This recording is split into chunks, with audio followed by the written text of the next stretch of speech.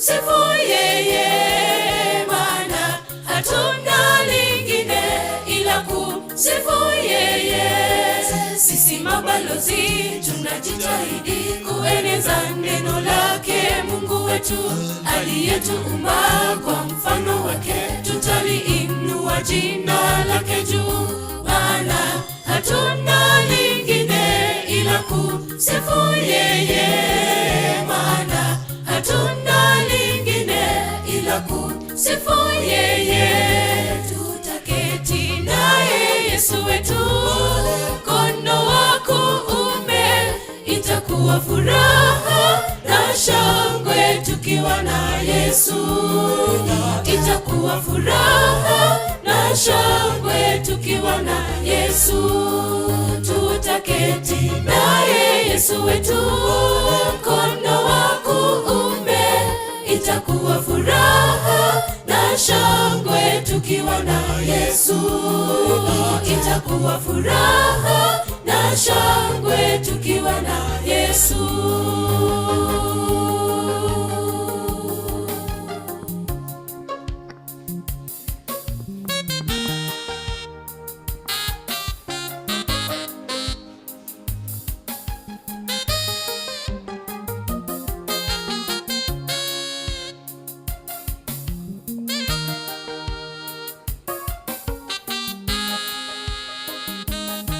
Sisi mabalozi tuna ushahidi ya kwamba Mungu ni mshindi wa vyote.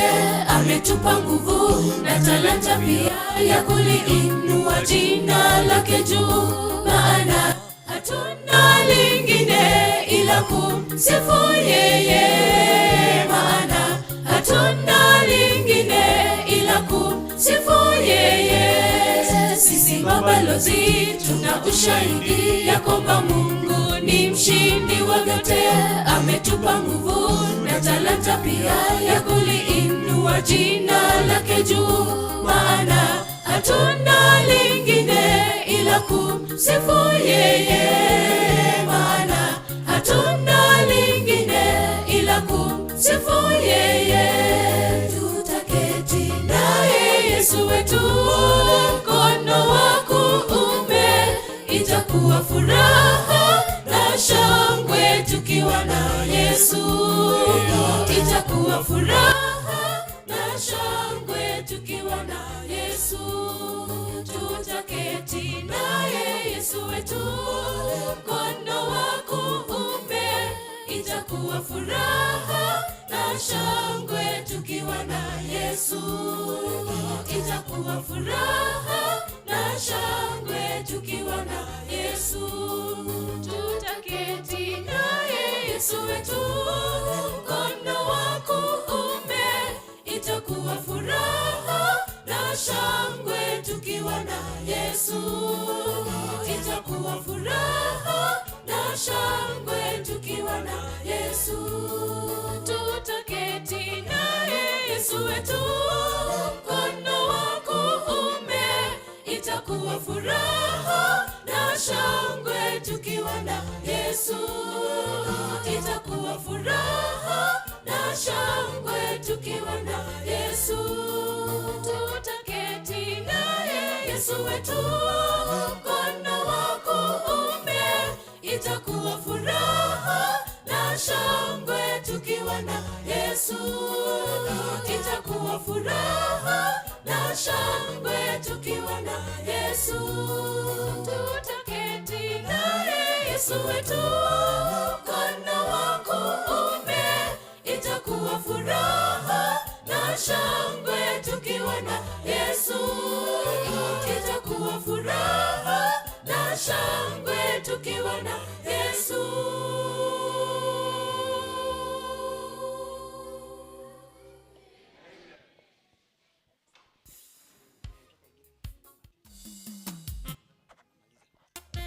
Happy Sabbath. Asante.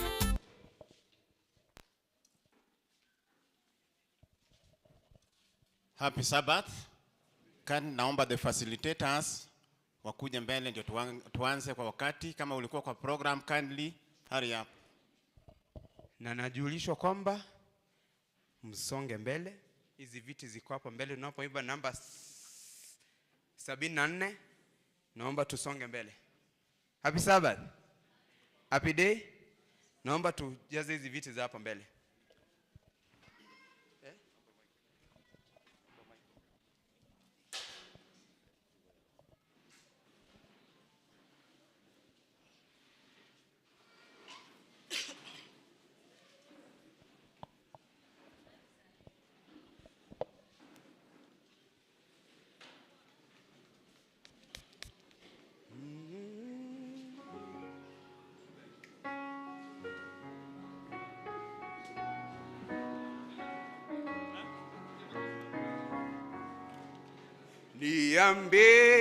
Niambie mlinzi umepambazukaje, utukufu wa Zayuni pana dalili zake.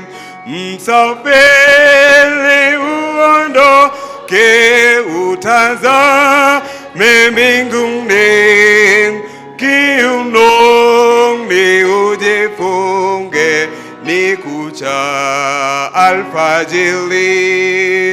Mlinzi inamlika, nuru njiani mwako, dalili za kuja kwake, kwamba siku karibu. Panda itakapolia, itawaamsha wafu, watakatifu wa Mungu, kuwapa kutokufa. Mlinzi ione nuru ya mwaka wa Sabato, sauti zinatangaza ufalme ni karibu. Msafiri ninaona mlima wa Zayuni, mji wa Yerusalemi, nayo fahari yake.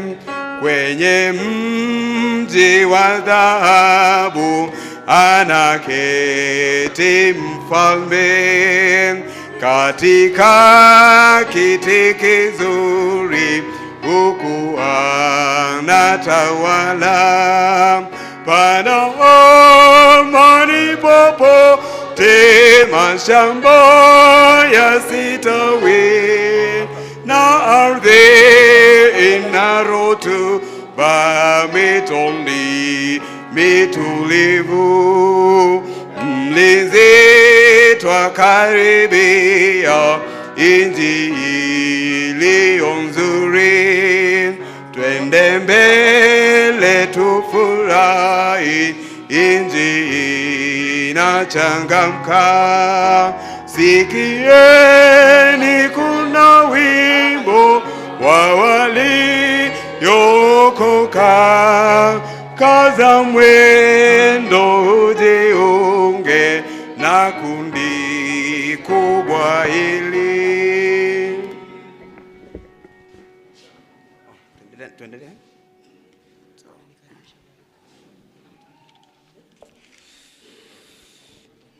55 A flat.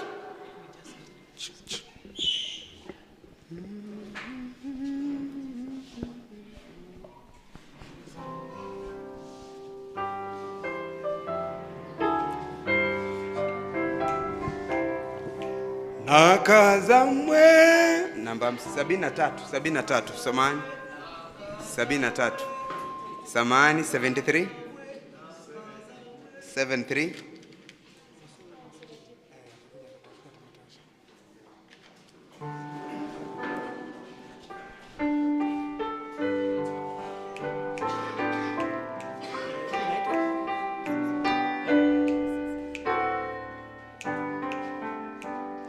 Nakaza mwendo mbinguni, kila siku napanda juu, naomba nikisi nisafiri, Bwana uniongoze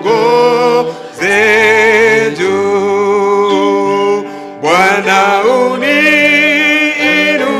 juu kwa imani, hata mbingu juu kuliko dunia. Bwana uniongoze juu. Moyo wangu hautaki kukaa hapa lipo shaka, wengine wapenda chini, nia yangu ni kupanda. Bwana uniinue juu kwa imani, hata mbingu juu kuliko dunia. Bwana uniongoze juu. Nataka kupanda juu, nisishindwe na adui. Kwa imani nasikia sauti ya washindaji. Bwana uniinue juu kwa imani, hata mbingu juu kuliko dunia. Bwana uniongoze juu. Kupanda juu unataka niuone utukufu, hata mwisho nitaomba. Bwana uniongoze juu. Bwana uniinue juu kwa imani, hata mbingu juu kuliko dunia. Bwana uniongoze juu.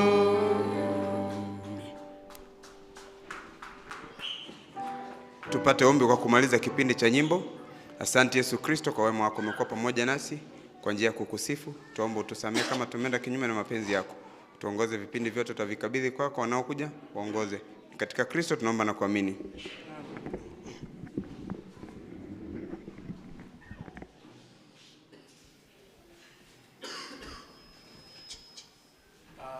Praise God. Amen. Praise God once again.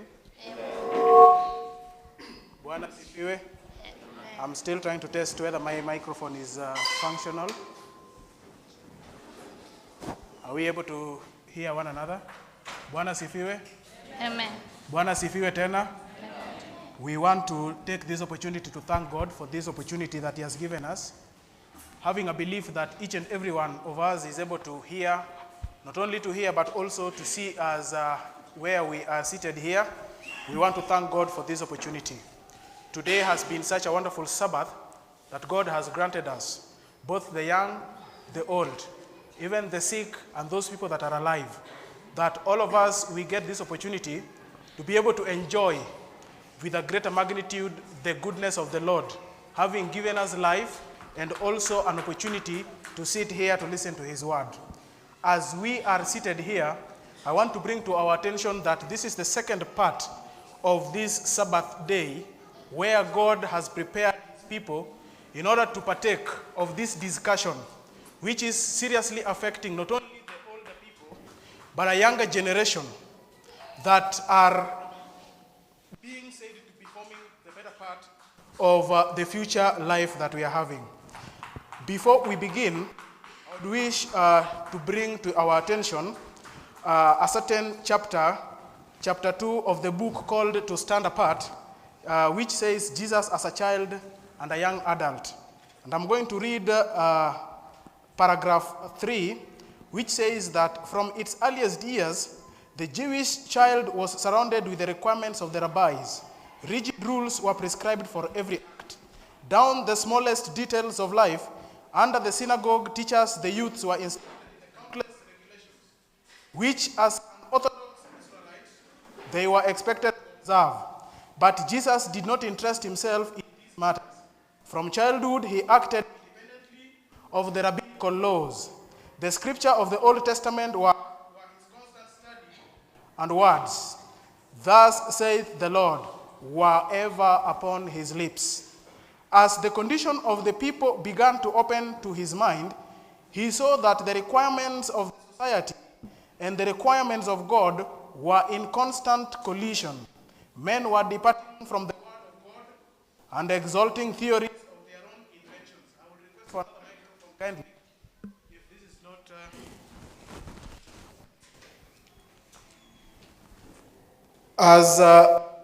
As the condition of the people began to open to his mind, he saw that the requirements of the society and the requirements of God were in constant collision. Men were departing from the word of God and exalting theories of their own. They were observing traditional rites that possessed no virtue. Their service was a mere round of ceremonies.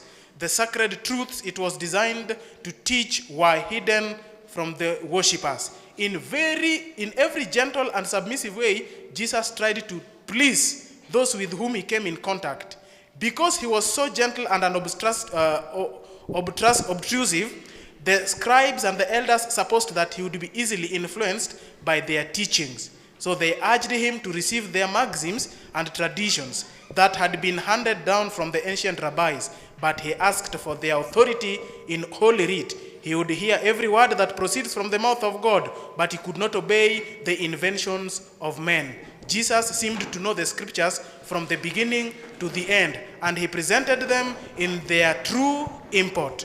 The rabbis were ashamed. Bwana sifiwe. That is a short description of the kind of life that Jesus led while he was still a very young person, as a youth, and as he was also getting rooted into the matters to do with the faith.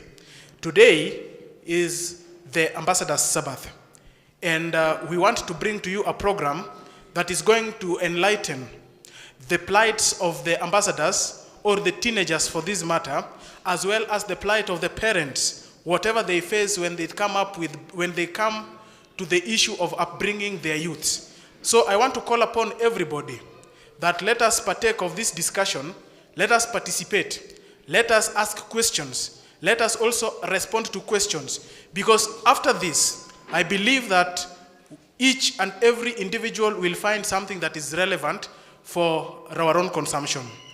Before I take much ado, I would wish to introduce the panelists that we are having today. On my extreme left, we have a parent who is going to represent the male parents in the face of the teenage world. We have Elder Maxwell Anyor. You could be able to say hi. Hi, church. Hi. Good afternoon. Good afternoon. Praise God. Amen. Thank you so much. Right after Maxwell is a student who is yet to join the university, but has recently finished high school. His name is John Mark. He's a recent graduate of Alliance High School, and he's destined to join JQuat to study mechanical engineering. He is here to represent the male aspect of the teenage persons that we are having a discussion about today. Could you say hi?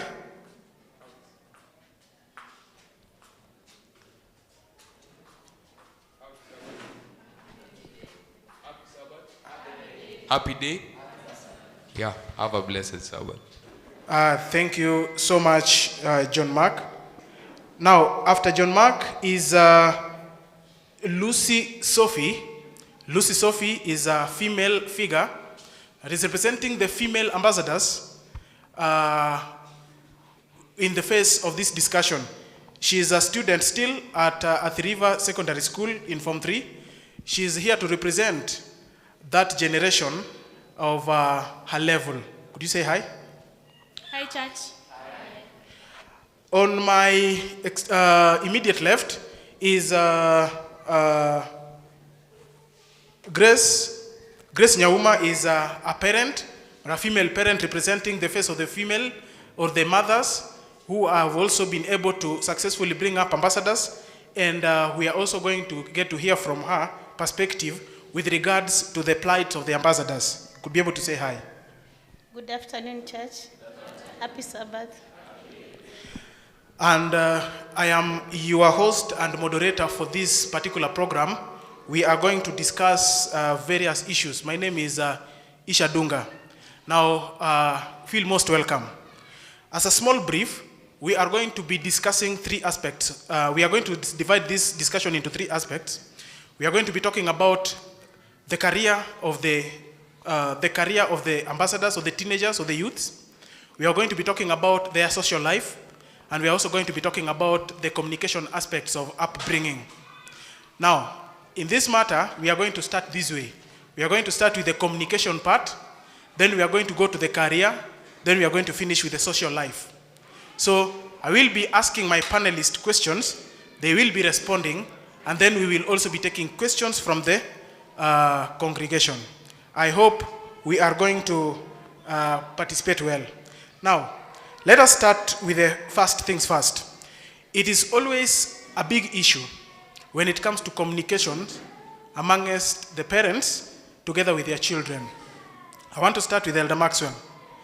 What is the best method that you think parents can be able to employ when it comes to them communicating with their children of a teenage age, owing to the problems of misinterpretations and misrepresentations? Thank you so much, Brother Isha. Watu wa Mungu, Bwana Yesu asifiwe. Thank you so much, because I'm seeing you are very keen to listen to what we are going to discuss more about our teenage young people. As a parents, there are so many ways that we can communicate to our ambassadors when we have them in our houses and wherever we are living with them.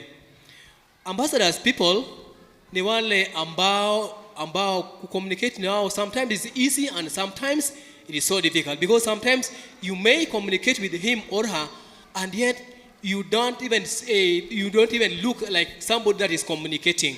In other words, sometimes you may say something and yet he or she may not be seeing you as if you are communicating. Many times when we want to communicate with the ambassadors, people, both female and male, we should always try to look at means of ways of communicating. One, we should always to try to have a soft communication. And sometimes it will may force you to apply a hard one.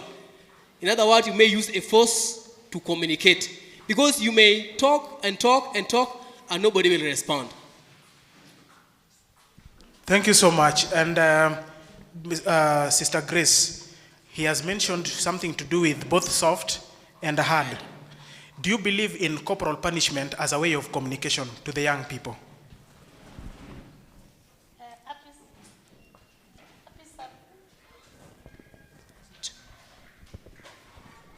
Happy Sabbath again. Thank you for this opportunity to discuss on the issues and matters depending with the teenagers. Sometimes we shall say teenagers, they have grown up, but they have not. In regard to the question I've been asked about the corporal punishment, I can say, first we look at the book of Proverbs. It tells us, spare the rod and do what? Spoil the child. Sometimes we try to take that literally, the rod as ile kiboko. But when you study hard on the word of God, and you come again to the same book of Proverbs, he talks about, as a father and as a mother, there are some regulations which you should apply so that you don't really use this road. I'm a mother to teenagers, and also I've been a leader to teenagers. One thing I've learned about teenagers, there are people who you should not be telling your mind only. There are people who want you as a parent, you understand them. In understanding, it does not mean that you compromise.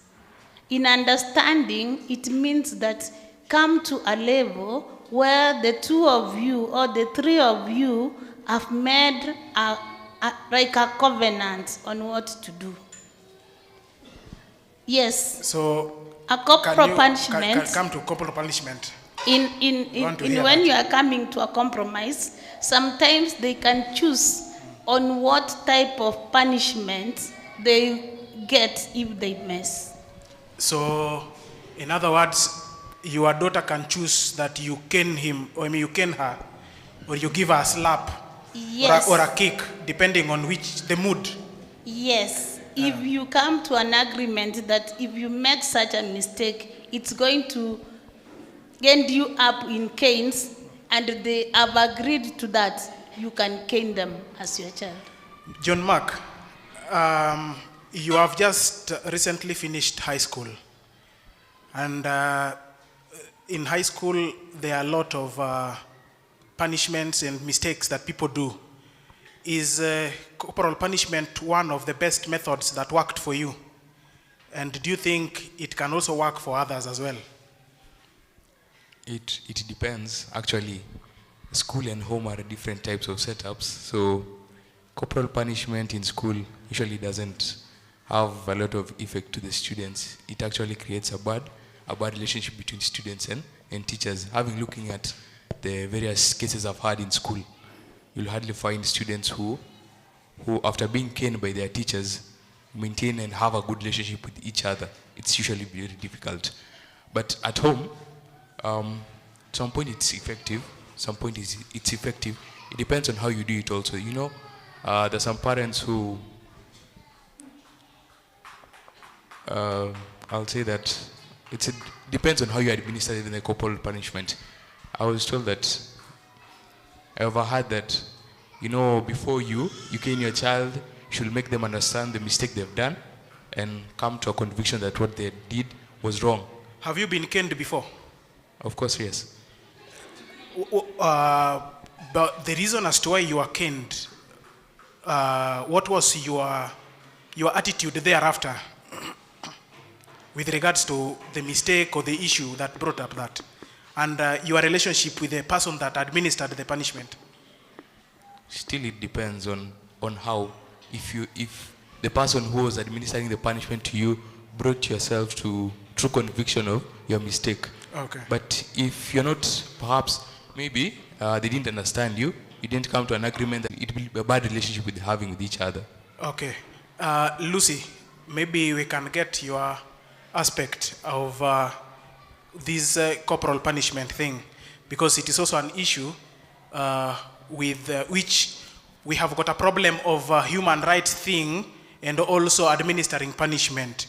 As a lady or as a girl, would you prefer sometimes being punished for the wrongdoing, or whichever the kind of communication do you think befits you as your gender and as your age and as your time? To me, I think that the corporal punishment, it's based on the... Use the mic. To me, tuseme nimekosea. Yeah. Naona ukiniongelesha naweza sikiza na niache hiyo tabia mbaya, lakini ukinichapa maybe kama mimi naogopa kiboko, so nikifanya makosa nikienda kufanya makosa najichunga. So inalingana, kama unaogopa kiboko utaacha kufanya makosa, na kama uogopi kiboko. So it means from your end, if there is a promise that if you do well there is no kiboko, or if you don't do well kutakuwa na kiboko, being that you fear kiboko, you will find yourself doing well. So it means corporal punishment is effective at that particular moment. Okay. I hope we are all listening, parents, and we can be able to have our questions so that When we finish up this section, we can give you a chance to ask and also contribute.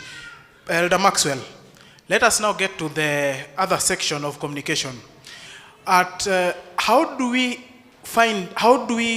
effectively get to listen to the communication from our children? Your child is trying to communicate something, but then you are not either getting, or maybe you are not understanding, or maybe he's not explaining it well. How do we ensure an effective communication from our children to us as parents, and then act on whatever they are communicating? Ambassadors, people, normally they are people that don't normally talk. They are always quiet. So if you hear from him or her communicating to you, at least you have to pay some attention so that you may listen to what he or she is saying. In other words, sometimes if you don't understand, it's better you take your time, you sit down and ask what he or she was communicating to you, so that you may be able to understand him better. Because normally they don't talk. When they are alone, they talk. But if you are there as a parent, they keep quiet, or they just discuss their own things. And therefore, you should always pay attention to what he or she is communicating to you. Maybe let me put the question this way for Sister Grace also. Suppose you get back to the house and then your daughter begins by saying, Mom, me, I honestly don't like the way you behave in church. You normally like, shaming us in church. Me, I don't like it. And then maybe, what could be your response? How could you go about it? Are you this kind of parent? Unaongelesha nani hivyo? Thank you so much. When it comes to dealing with the teenagers, these are people, sometimes they don't fear. They'll tell you anything. But when I come to communication first, before I answer the question you're asking, on how to communicate to these teenagers, sometimes they don't have to talk to you or see. Sometimes you look at the actions, what they have done. Sometimes you come to the house, you find maybe it's arranged very well. Know that they're communicating something. Either they need a favor, or there's something good, and good news they are having. Or another day you'll come to the house and you get it's just in a desperate situation. Know that there's something bothering. It might not be you, but maybe in their friendship something has gone wrong. Ama their grades, the results have come out, they don't have good grades. Or even there is a friend, I may disappoint. So their communication is not really about just talking. It's a lot in dealing with them. In fact, that is what I want you to bring out, because there are those people, there are those youths that when they come back from a particular trip, or maybe they were out there, and then when they get into the house, they don't want to eat, they don't want to talk to anybody, they want always to keep inside their rooms. But if you survey very well, you are not the reason as to their mood. Is that communications? And how do you go about it? Do you go about kubembelezana, kumuleta karibu, ama nyinyi ni wale wa unajua sita kubembeleza hapa, uniambie what happened, or else waachane nayo kabisa? Okay, sometimes you can take the two routes. Niambie what happened, wacha sikupembelezi, or sometimes now you have to take a keen interest to understand what the situation was. Especially when it comes to, I say girls, they tend to have some kind of soft spot in their life. If they are frustrated, the frustrations become more deeper than the boys. So sometimes you end up actually iyo kubembeleza to know what happened. So it's good sometimes as parents, I usually encourage, if they've gone out, hata wakikuja wako na furaha, try also to understand how was your day in that place. Who did you meet? What happened? Just to get to understand. Because from that small communication of how was maybe Crystal Fountain, what was there, you'll come to hear something. I got somebody who told me like this, did like this. then you get to understand, oh, so when I came back, that is why I got this kind of behavior when I was entering. Thank you so much. John Mark, before I come to Lucy, how do you communicate a mistake? Before you go to John Mark, yeah. In other words, the results after the outings will also depends on the environment in their house. Sometimes they may feel free just to discuss what they saw there, and sometimes they may refuse even to share what they learned from the other side. So I think it depends on the environment. The environment that Yes. the parent has built over a time. So I think we also need to, as the listeners, we also need to get this point, and then we shall contribute on it as well.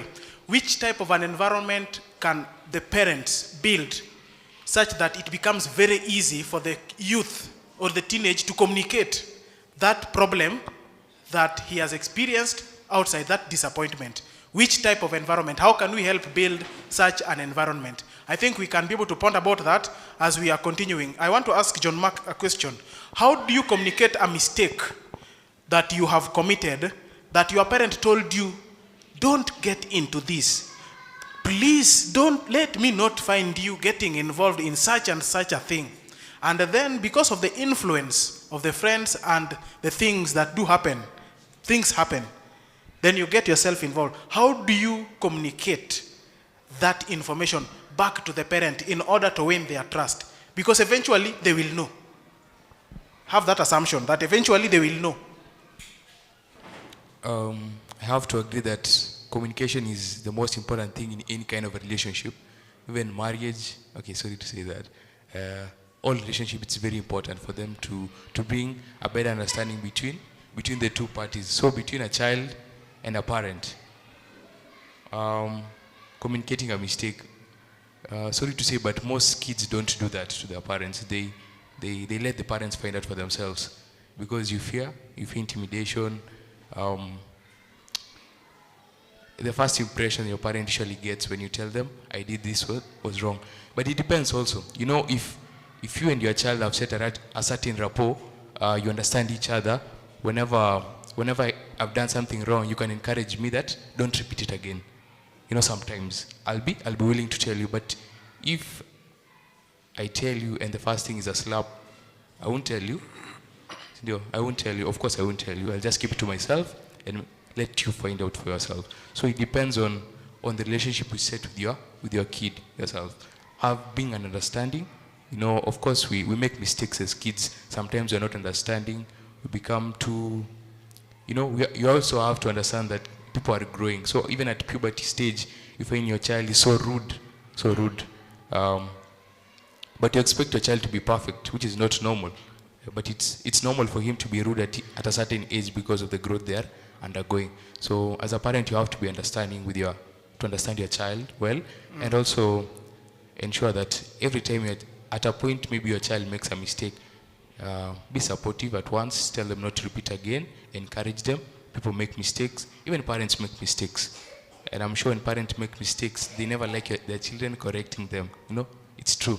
So when you tell your child these things, they usually don't feel well. So it depends. You have to set the good rapport with your child. Okay, I think you've mentioned 3 things that I've picked. One is the relationship that you make. And number 2, we don't expect our children to be perfect. And 3, even parents make mistakes. Do parents make mistakes? And do we accept that we made the mistake to our children? No, we can't accept that. I think we should be able to also learn from here how to communicate a mistake that we have done or we communicated as parents to our children. I want to get to Lucy. Lucy, I do not know whether you have a phone or not, but let me ask, do you have a phone? Lucy? Okay. Let us assume that maybe you could access a phone and you did a mistake. Would you take the courage to text your mother or your father a mistake that you did? To me, I think that when you physically interact with your parent, it will be more easier than using the telephone. Juu unaweza pata mzazi wako ni ule, yani unamwogopa. So ukifanya mistake, kuna mwenye utaogopa kumwendea. And then kuna mwenye mtaanza story alafu fike ile level unasema hiyo mistake yako. Okay. So in other words, that physical interaction somehow is more effective than resorting to texting. I'm bringing that for a point because there are those youths or teenagers that believe they can't be able to face the mistake or face their parents to communicate the same. And so they would resort into maybe texting, or if they don't text, then they can go to Facebook and say, today I committed a very big mistake. I don't know how I'm going to communicate it. And then to him, he has communicated that issue. Now, we are through with the matters communication. I want to give 2 people from the congregation, Elder Bundi one. No, the 2 questions cannot go to the same house. Is a comment. Okay, can I see a lady? A lady? A lady? Any lady? We are, where? Is there a lady? Okay. And then Collins. So we start with Elder. Elder, very fast, yes. 1 minute, 1 minute, 1 minute each.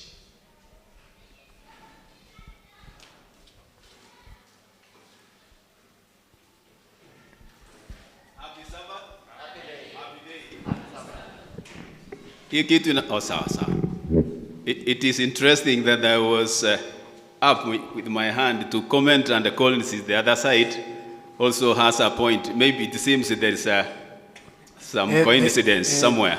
There's a chemistry. I thank you so much, people who have brought this topic regarding communication in families between the youths, that is the ambassadors, and the parents. You know, a family is a small church. When there is a flow of communication and when there is peace in a family and all other good things in that small church called a family, it extends to the larger family, which is the church. Si namna hiyo? Hii kitu nilikuwa imekuja at the right time because there's a problem between the youth and the communication with their parents. You know, as a young one, as a child, for example, Collins, has 2 parents. Si ni hivyo? I wanted this thing to come very clear from the moderator that the young ones, how do you communicate to your parents?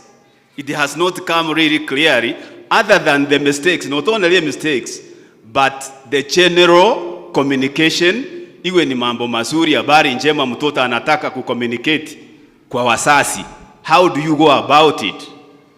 Unapitia wapi? Unaongea nao wote kwa ujumla, ama unaongea sana na mami ama na dadi? I think that is I want to give you 2 scenarios as an example.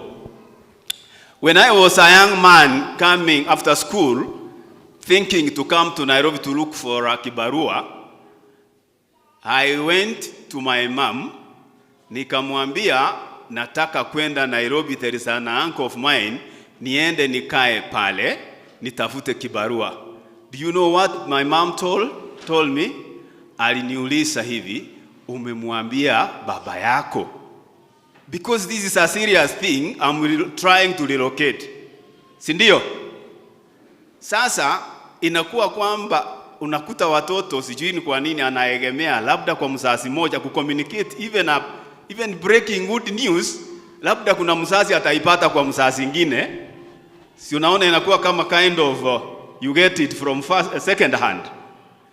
Hapo kuna shida. Hiyo ndio ilikuwa because the young ones are here, the parents are here. And Elder, before you bypass that point, what is the ideal situation and how should we be able to go about it? If you are in your house, for example, your children normally communicates to their mother, then it comes to you. Could it be that that is a problem, and how can we be able to sort it out? That is what I want us to share in general. How does it go about it? Kwa sababu hapa kuna wazazi na kuna watoto wetu, si ndio? Yes. Sasa, that is an example. I was giving a scenario how me and my mom and my dad, how the situation was handled by that time. Now, hata sasa hivi nimesema watoto wetu wengi hata ujui anasema nini, anataka nini, wengi wanakaa kind of kwa hizo room, bedroom sana, hata uwezi, you don't even engage one another even in good news or bad news, until you learn your young one where is a problem or where is good ones. Now, like me now, for example, you get that the young ones, maybe most of the time they communicate to mom, then I get the point from their mom. You see the problem? You see where the problem is? Then as a parent, unaweza kujiuliza. And Elder, do you find that was a problem? I want us to share. You know, it's a general overview. It can be a problem, yes, or it's not a good way of communicating. Yes. Hakuna ubaya hapo, we are sharing. Yeah. Sasa, you know, complaining is also a sin. If one parent is maybe complaining, kwa nini mimi sijaambiwa naenda kupata kwa mama? Hata saa ingine unajua tumeshaulizana maswali na Mama Collins. Kwa nini sasa you have talked of a career? Is also very important. Yes. Unakuta mama ananiambia, unajua mtoto ameniambia anataka kwenda kufanya career kitu fulani fulani. Sasa kwa nini nipate kutoka kwako na hata tuko na yeye hapa sikai mbali? Why don't we share? Recently, when I went home, hii shida iko kwa wengi, labda kuna wengine mko hapa nayo. Recently we had a chance tukaenda kwa home ya kina Mama Collins. Nikapata kumbe sio mimi peke yangu, shida hiyo iko. Sasa on a general talk we were there, my in-law who is a bigger brother to Mama Collins.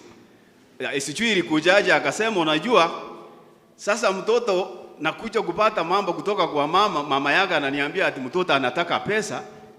Kwa nini mimi siambiwi na mimi ndio natoa pesa kwa hiyo mtoto? Siangeniambia. Unaona vitu kama hiyo? Sasa hiyo ndio shida tuko nayo kidogo, so that we can share, so that maybe the young ones can also understand you have two parents, try how you can balance things. Ukiongea na dadi, ukiongea na mama, ili mmoja asicomplain, it is a sin to complain. Asante sana. There's a lady, there's a lady I gave, where? I just want to finish with Elder before you issue. If you read Proverbs chapter 1, and that is verse 8, it talks about, my son, hear the instruction of thy father, and forsake not the law of thy mother. So actually the Bible is very clear that the two parents should be consulted in different ways.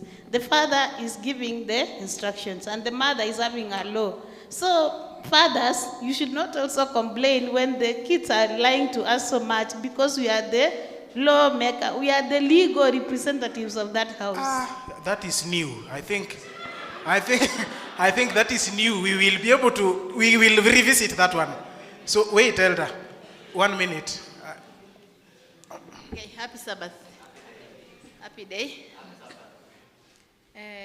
Nitatoa point moja tu, sitaongea sana, but my point is this. I think inaelekeana na Elder Bundi.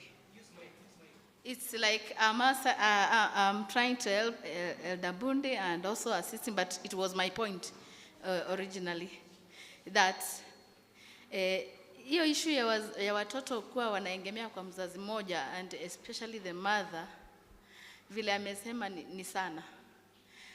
Na sana hata kwangu sasa. Watoto wangu karibu wote, they like communicating through me, then to the parent. And many times huwa ninaona it really hurts the male parent.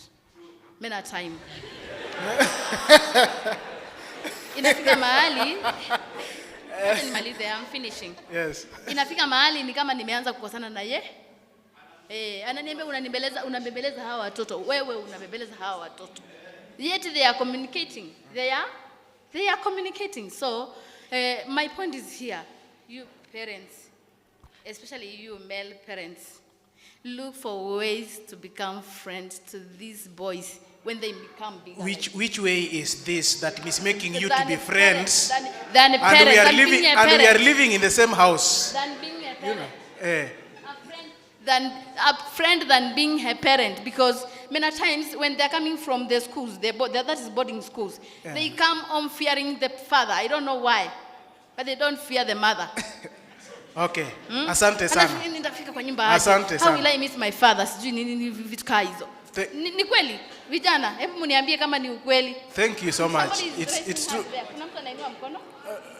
Mrs. Kiamba, don't moderate. You have you are done. You are done. My point is over. Point yangu nimemaliza. Wazee, wazazi wanaume, tafadhali situkue marafiki na hao watoto wanapokuwa wakubwa, because wakati kijana mkubwa kama huyu anajaribu kuwa rafiki na mama yake, it does not work. Hey. Point. You want to add one point, Collins, very fast. As Nani add one point. You want to say something? Before Collins come, I have something. Elder Bundi. I would like to request Elder Bundi just to come back. Kidogo tu. There is something that I want to ask him so that he can put very clear. Just ask. Let Elder Bundi stand. Don't come, but just stand. Elder Bundi, there is something that you've talked about. The same thing Mrs. Kiamba has talked about it. That she always, her teenagers always communicate more to him than the father. I would just like to request Elder Bundi, is it true? I know you have both gender, male and female. Is it true that ladies, teenage girls are always more closer to the father? And always the teenage men are always more closer to the mothers. Is it true? Let Elder Bundi to answer the question, please, so that we may get this very clear. Is it true? Wait, I'm the one moderating. Elder Bundi, do you have such a response, or it is a reserved response? Yes. I was saying, not really the way you take it. It will depend on one individual to the other, Not as a blanket. Yeah.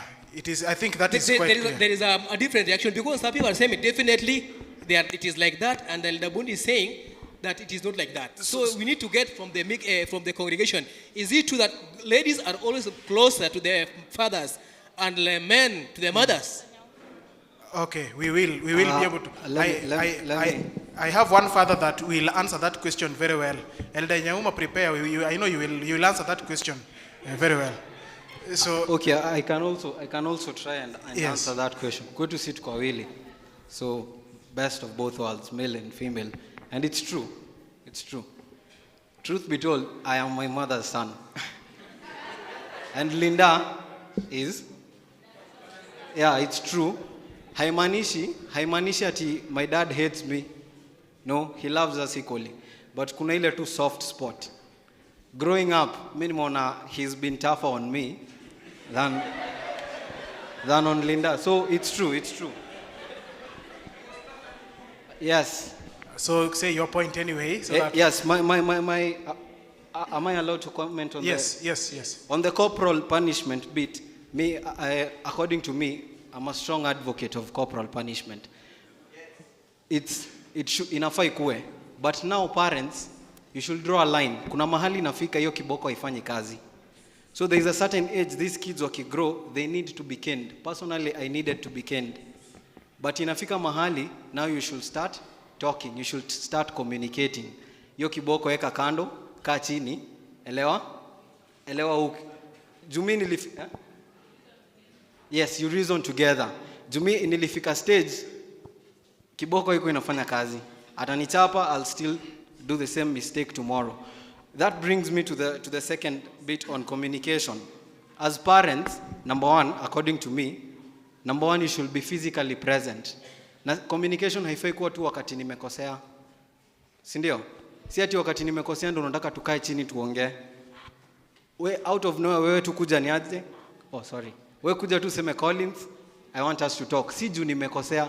Most of us growing up, mzazi akikwambia nataka tuongee, ushaanza kujiuliza ni makosa gani nimefanya. I think that is a serious point. Yes, to parents, you should be able to let us emphasize it again. So bring the point well now. Yes, to parents, meka ile notion in us that when you're talking to me, ni juu nimekosea.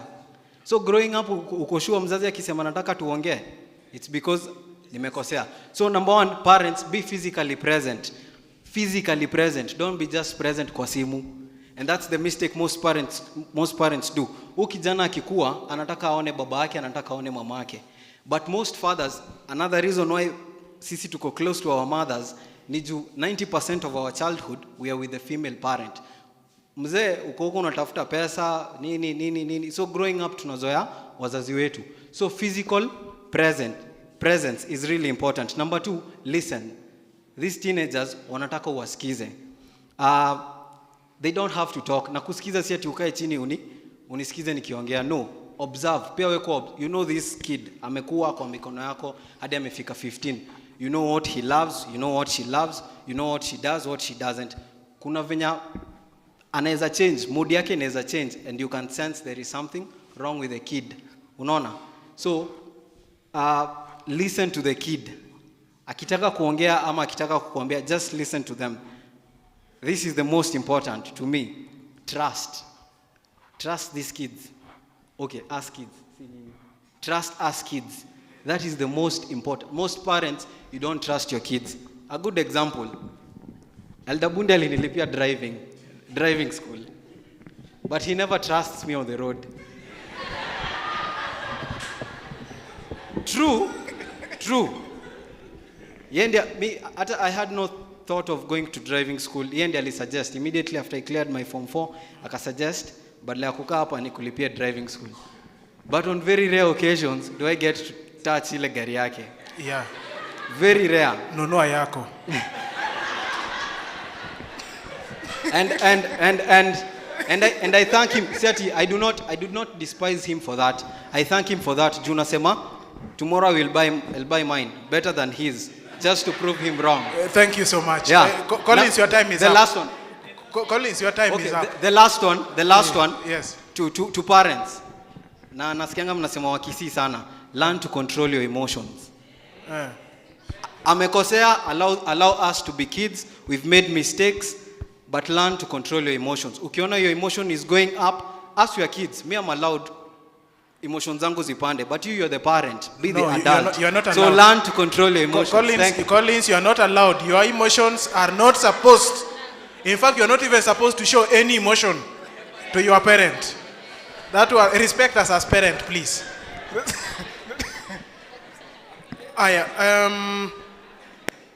As we are moving to the next phase of this discussion, give us that song, one stanza. Song number 204. Stanza 1. That is a small break. Yes. Twende.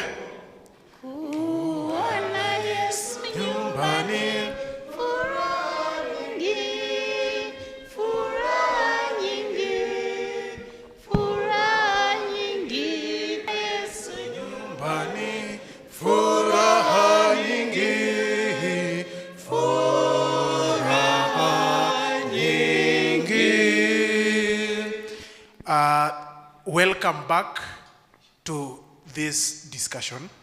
I think we are going to the next phase, and that is the phase of the career. I want to start by asking Sister Grace, what role do parents play when it comes to the career choices that our children are making? Thank you so much on that question, on the career choices. Let's first understand this child. What are their strengths? What are their likings?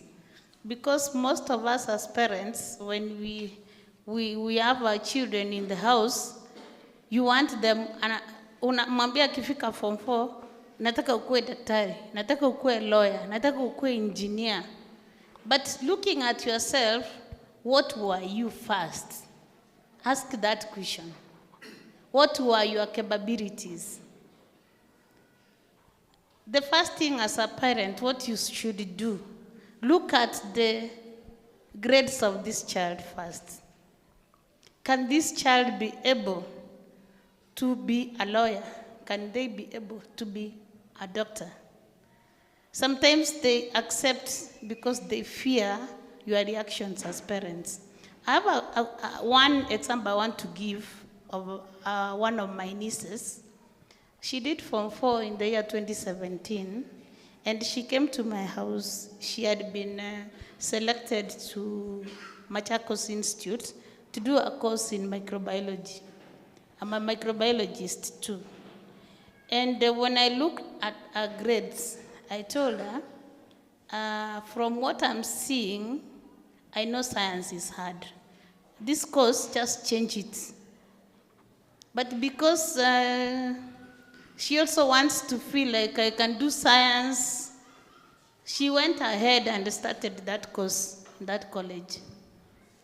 Last year, LDC, I can tell us, we were called to that college because now she cannot be able to move to the next year, which was the 4th year. She's been discontinued because of poor grades in all the units for the 3rd year and even 2nd year. She had so many retakes.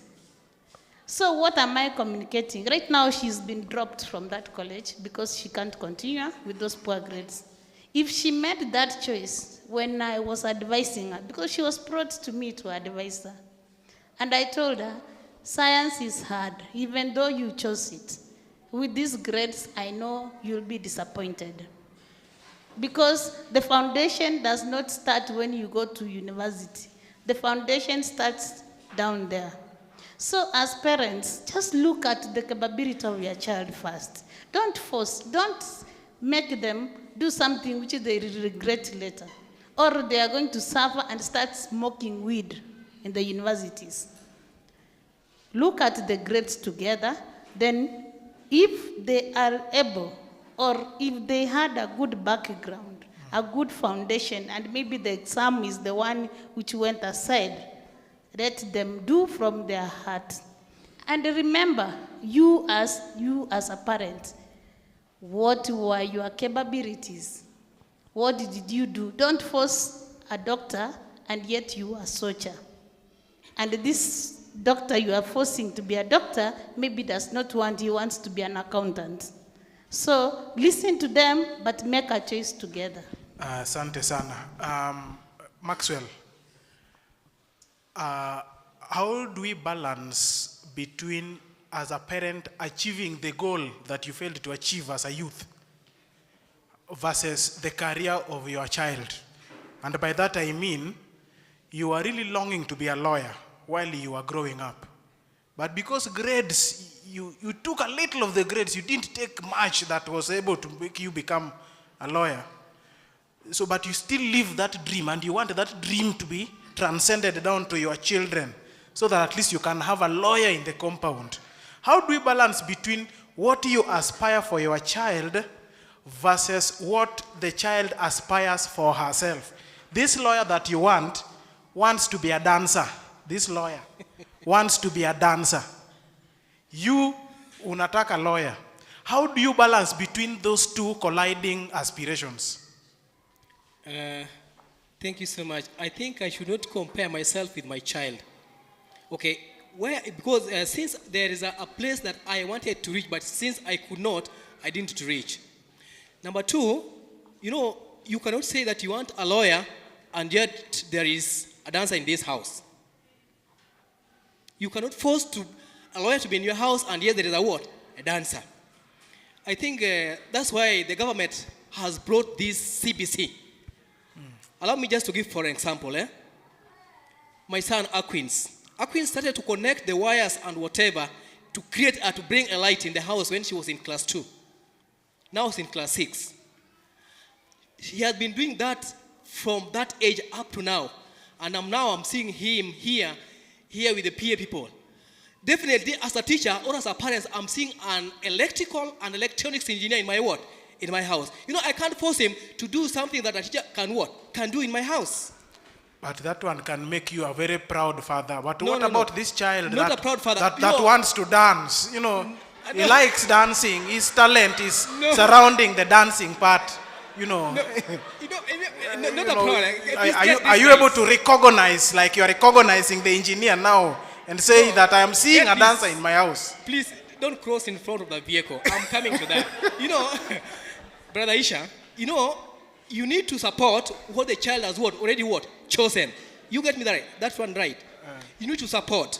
So if you come and interfere with what she or he has already chosen, then automatically you've already interfered with the future of that child. Okay, Brother Isha, there's also something which I need to correct you. We have a profession and we have a talent. Dancing is a talent. Is it a It's not a profession? profession. It becomes as a talent. Then later on, maybe it will be a profession when they are professional dancers, which I don't know whether they are. Dancing, They are recognized anywhere. you don't even have to But correct. Dancing is a profession. It's a talent. And it's a Dancing is a talent, not a profession, It's a talent. please. Parents, I think Parents, we can take parents it. will also help us. You Yes. will help us, right? Yeah. Yes. We will also be able to get from the parents. But, you know, as Seventh-day Adventists, we are this group of very reserved individuals with a certain type of life. And sometimes there are things that can happen. So please allow me to... Whereby, just wait, whereby your child comes into the house with a very weird career path. Very weird. He is just into this type of catwalking. That is what she wants to do. You can't remove his mind from there.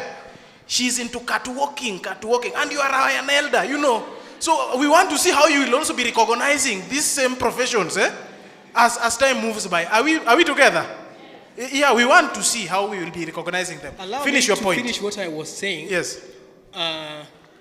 I say that you should not force, as a parent, please don't force a career in your ward, and yet that is it is not in your house.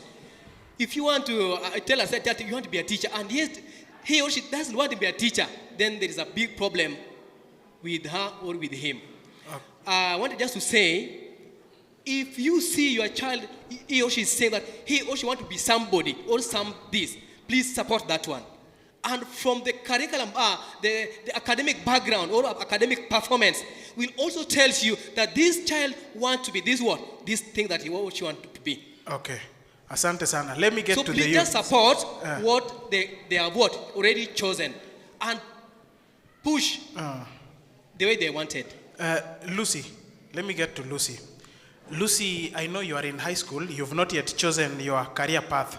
I would want to ask, number one, what do you aspire to be in the future? And have you always communicated this to your parents, and what is their take?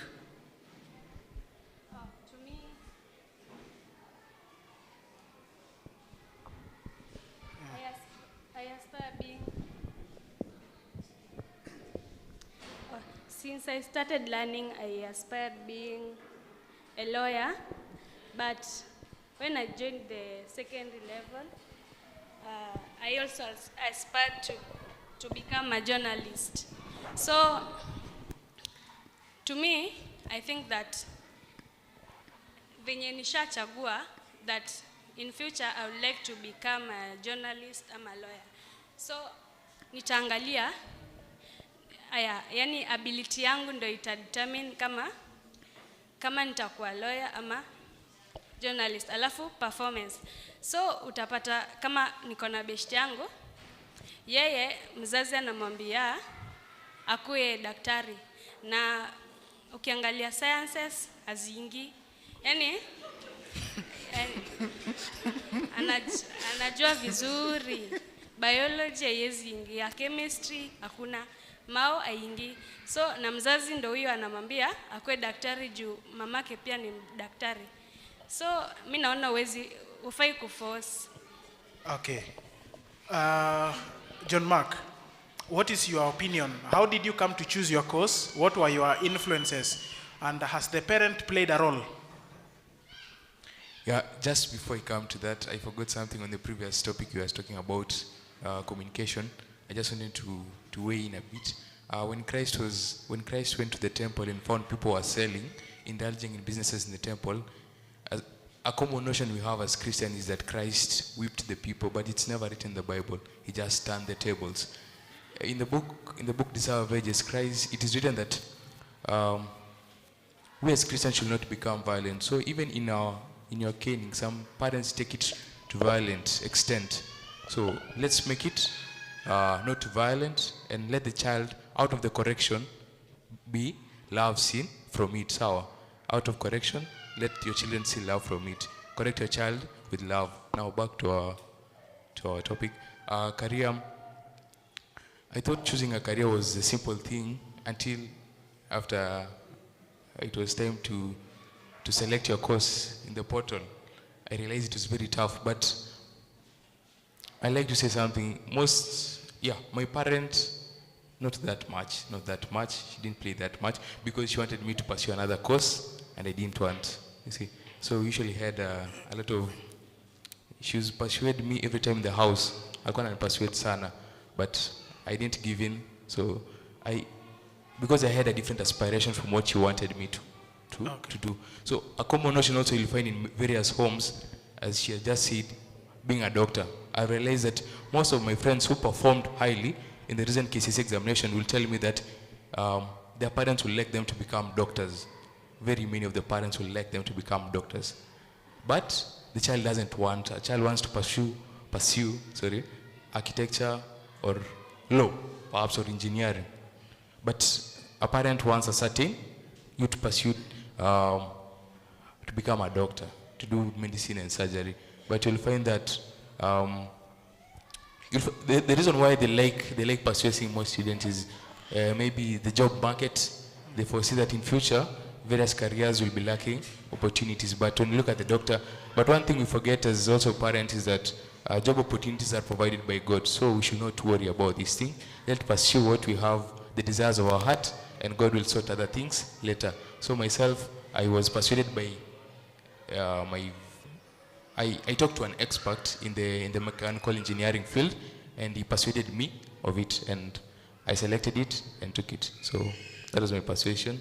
Yeah, that's it. Okay, thank you so much. I want to come back to you now. I want to get contributions from the parent side. How do we agree, number one, that we have got a conflict between our aspirations and our children's aspirations? Do we agree there's a conflict? Now, if there is a conflict, how do we go about this conflict? How do we sort it out such that we don't end up becoming disappointed because of the courses that our children are choosing? That is the first question. Number two, how do we recognize, like Elder Maxwell recognized an electrical and electronic engineering child in the house?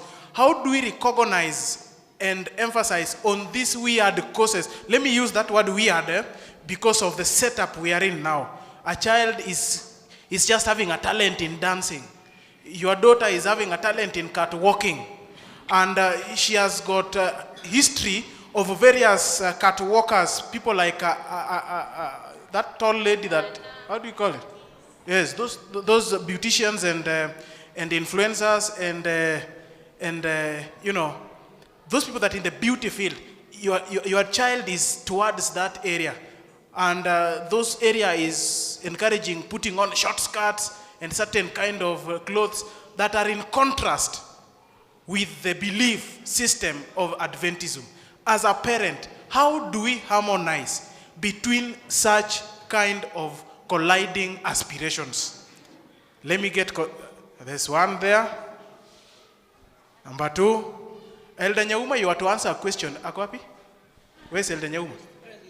Yes, you are to answer a question. So you will answer us why girls always like talking to their fathers, or why fathers like talking to their sons or daughters, as you also tell us about this career thing. And then the next person I will give is the guy the other side, and Kiamba. No, we need a lady as well. One lady, one mother. One mother. We must get a mother to contribute? Kunayo? Okay, sawa. Okay. Caron. Good evening. Good evening. Actually, I'm not alone. I've come to realize kwamba the communication kwa nyumba, I'm not alone because I've complained until I've left it to God. You've given up, Elder. I know. I've been thinking about it, and I even asked my beloved wife why it happens. Na napata hata yeye anipatii suluhisho. I went down, nikafikiria, nikaona kwamba the kind of bonding the ladies wako naye na watoto, you can't remove it. Amen? Na men ambao mko kwa hii house kwamba wale ambaye saa hii wanaendelea kutafuta watoto, I think it's good. Bibi yake akipata mtoto, go to that room akisa. Most men, they run away, wanangojea simu waambiwe mtoto. But let me tell you this. The first person ambaye mtoto anaona ni mama, si ndio? The man you are not there, you disappeared until you kuja kupigiwa simu kwamba now you can come. Ni daktari, Elder. So that one, it's there. You can't remove it from there. It's only now to sit down and listen together. Okay, get the information, tell me, we sit down, we move forward.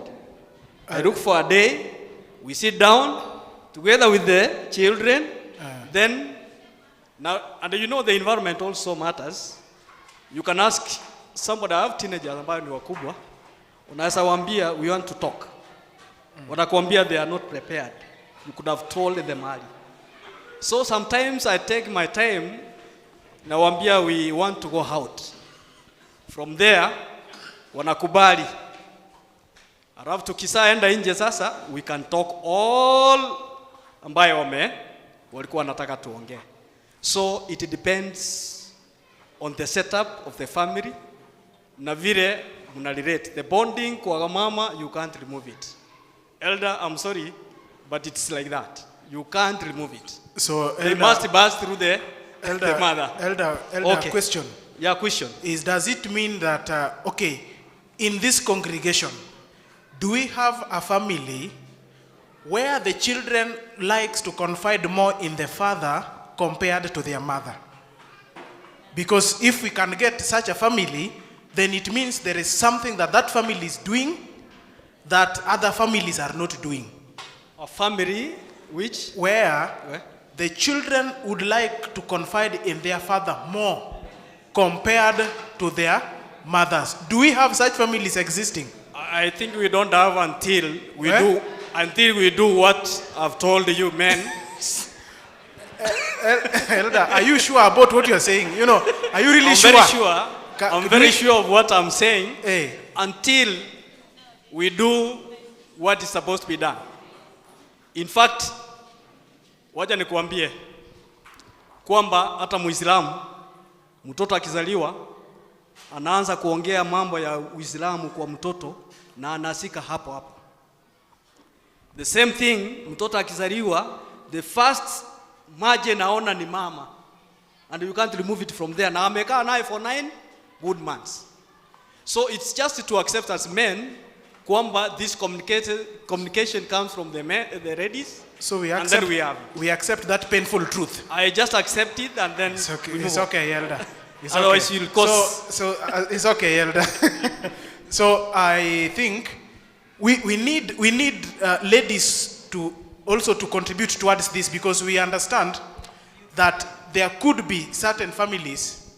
I think I forgot something. I just wanted to very practical kwamba I tried one. Nilisinda kwa our last born kwa maternity until tukafanya kazi na daktari na nimekuja kuona there's something.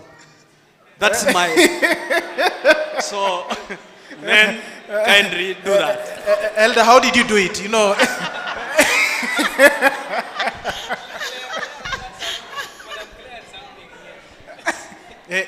Claire, come. You said Claire has a. She represents the ladies, eh? Oh, Claire, kuja. Yes, and you tell us how it is in your case, how we can change it. But how do you want us to accept the painful truth that all communication must go through the mother, then it comes to the father? Honestly, I think that is unfair.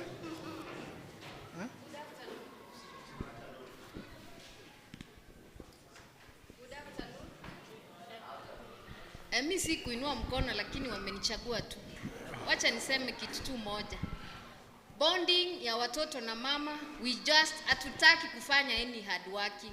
We don't need to do anything. Because kila mtu hapa akijiangalia ako na umbilical cord, si ni kweli? That is where you separated with your mom. So you don't need to struggle. We can disagree. Hatusemi tunaishi vizuri na wao. We can disagree, but there is a way they'll still come back. 9 months is no joke. But as Elder Nyauma is saying, bonding haitaanza wakiwa teenagers. Wakiwa teenagers, hatuwezi anza kubond wakiwa teenagers. Tuanze na wao quite early. So that as much as anaona mama na ako close to mama, ajue pia kuna the father figure na akue karibu na wewe. Watu wanasema watoto wadogo wasikii. Sometimes vile tunafanya kazi hospitali, wazee wanasema wanangoja mtoto akue wa kushikika ndio ati wanaweza angusha watoto. Please, mtoto kama ni wako, jiwakilishe mapema. Jiintroduce mapema, mtoto akujue so that they are able to confide in you. But at the same time, hata kama ni sisi tunawaambia maneno, kwani kuna shida, we don't alterate anything, tunawaambia ukweli. But until the way we have been socialized to change, bado tu channel itatoka kwetu na vumilia tu hivyo hivyo. The alteration is always there. Hapo naye lazima tupate. Harakisha. Let's have him and then I will. I think we need also more ladies in this discussion. Use this mic. Sabbath. Happy day. Happy day. Happy Sabbath. Now that's a wrong concept of saying that children want to communicate to their mothers only. Me, I come from a family of 8 children. We are 8. The girl that follows me, the one that follows me, is a friend to my father more than my mother. In fact, when he was going to get married, it's my father who knew the whole program. My mother has complained with that girl since, I think for 20 years. That bond has failed to break. It has failed completely. Everything you want to know about the sister that follows me, my father knows the program. Everything. So it depends on the character of the parent. These children are very wise. Where they see a soft spot, that's where they go. And some mothers play games. I remember when I was going to school, my father would give school fees and he goes away to his business. Then my mother follows. Did he give you the pocket money?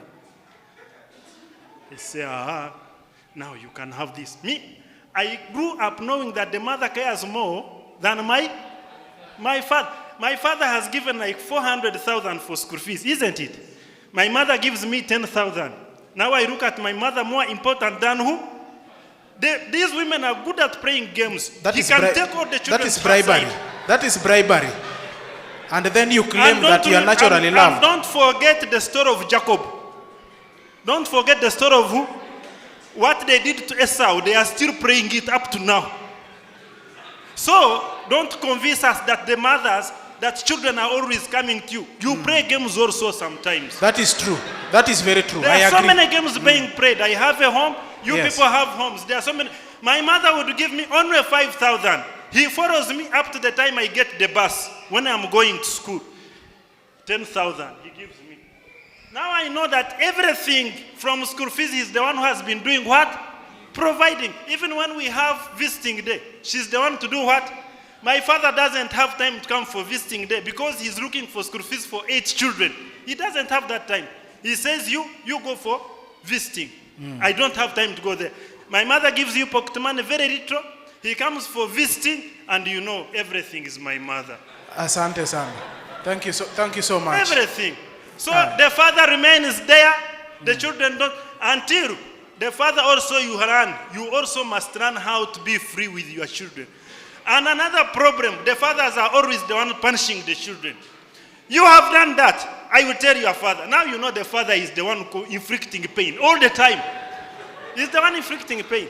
So when you have some problem, you know where to run and you get consolation. The mother, of course.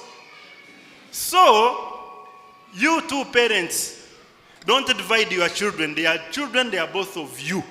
Don't say children belong to me. You see, your children belong to you. You see how you can handle them together. A child must not run to you because he has done something wrong. You must know that when he runs, you run to the father will inflict pain. You run to the mother will inflict pain, isn't it? So you know the mother and the father are one. There is no way you do something wrong and you run to another one. But some mothers, you do something wrong, you run to your mother because you know your father will do something. And at the end of the day, the mother is the one. Even what pains, even when they are married, even when they are married, the children like to take things to the mother receives much. If a girl has finished his studies, isn't it? And she's now married, she's very rich, isn't it? Who gets more money from the child? The father, you will never know the program until, if the wife is very good, he can tell you so and so sent us this money. He gives accountability. But you will never know if he keeps quiet. Time. Thank you so much. That is very dangerous. Work together to raise up children. Don't think that children love you. That's not there. So, Travis, I just want to conclude on your point. Yes, you've said all that, but remember, 90% of the time, the children are with the mother. And the mother is the cook, the mother is everything. And remember, when kids grow, the only thing they think is about their stomach and the satisfaction. You see, that is biological. Yeah. That one is biological. Yeah, it's very biological. But I'm also a biological father. You know, you don't forget that I am also a biological father. There is an issue we are not addressing. Your child likes catwalking, dancing, and that is the kind of career that he wants to pursue. And you are an elder in the church. What is your daughter doing, Kuja? What is your daughter doing? She is a professional dancer. Will you be proud recognizing such careers? All right, thanks very much. Now, before I go to the career path, let me talk about communication. Now, the Adventist home has clearly stated what you are supposed to do. It says you are supposed to have what we call a family board. Just the way you have church board. So we are supposed to have what? Family board. In the family board, you are supposed to discuss everything and anything. So you are supposed to have a round table with the children, you parents and the children, and then you discuss everything. And then in the event that there is something that is not very clear or coming out, like now what I normally do is that when something is not very clear, then I use the mother. I tell them, could you please now discuss with them, find out what is the problem that I'm not getting during the meetings. In such cases, you're able to get a lot of more details on what you're supposed to do when it comes to specific information that you cannot get direct from them. Now, let me come to the career path. Now, especially Adventist families, we have a problem. We are not as free as the rest because we cannot just allow our children to take any career, because there are some careers, if we allow them to go there, they are more likely going to lose their what? Their faith, isn't it? So we need to somehow we are somehow restricted by our belief and our faith because we are not allowed to work probably on Sabbath. There are some careers that you must work on Sabbath anyway. So as parents, remember we are happier, we understand how the world works. We understand how the labor market works. We understand how the country works. Remember, like in the ministry, in Kenya, we have two ministries. We have the Ministry of Education, isn't it? And then we have the Ministry of Labor. Now, who is responsible for education? Is the Ministry of Education, isn't it? And then we have the Ministry of Labor. Now, Ministry of Labor is responsible for training. Ministry of Education is responsible for academic qualification. Now, for your child to be competent, properly able to deliver certain service, he must have combination of two things. One, academic qualification, which obtained from the Ministry of Education. And then specific training, which is supposed to be obtained from the Ministry of Labor. Now, when you combine the two, automatically the child is able to do the following. One, he can be employed. If the child cannot be employed, there is a possibility of the child getting employed or being self-employed. For example, like, let me give an example of like a scientist who have done microbiology, for example. Now we'll go for university and do microbiology, for example, get a degree in microbiology. The area for work is what? The lab. But before you work in the lab, there is one condition. All the labs in Kenya, for them to produce a result of analysis, they must be accredited to an accreditation standard, isn't it? Now, who manages the accreditation standard? Is a certain accreditation body that has allowed the National Industrial Training Authority to deliver training for that. Now, that cannot be delivered in a university. So this student will have both a degree in maybe, or a diploma in maybe microbiology, but work in a laboratory. The person must be trained on a standard we call probably like 17021, which is trained under the Ministry of Labor. He may also be required to undergo a training maybe on occupational health and safety, which under the Ministry of Labor. Now, when you combine the two, then the person is able to either work either as a laboratory analyst, for example.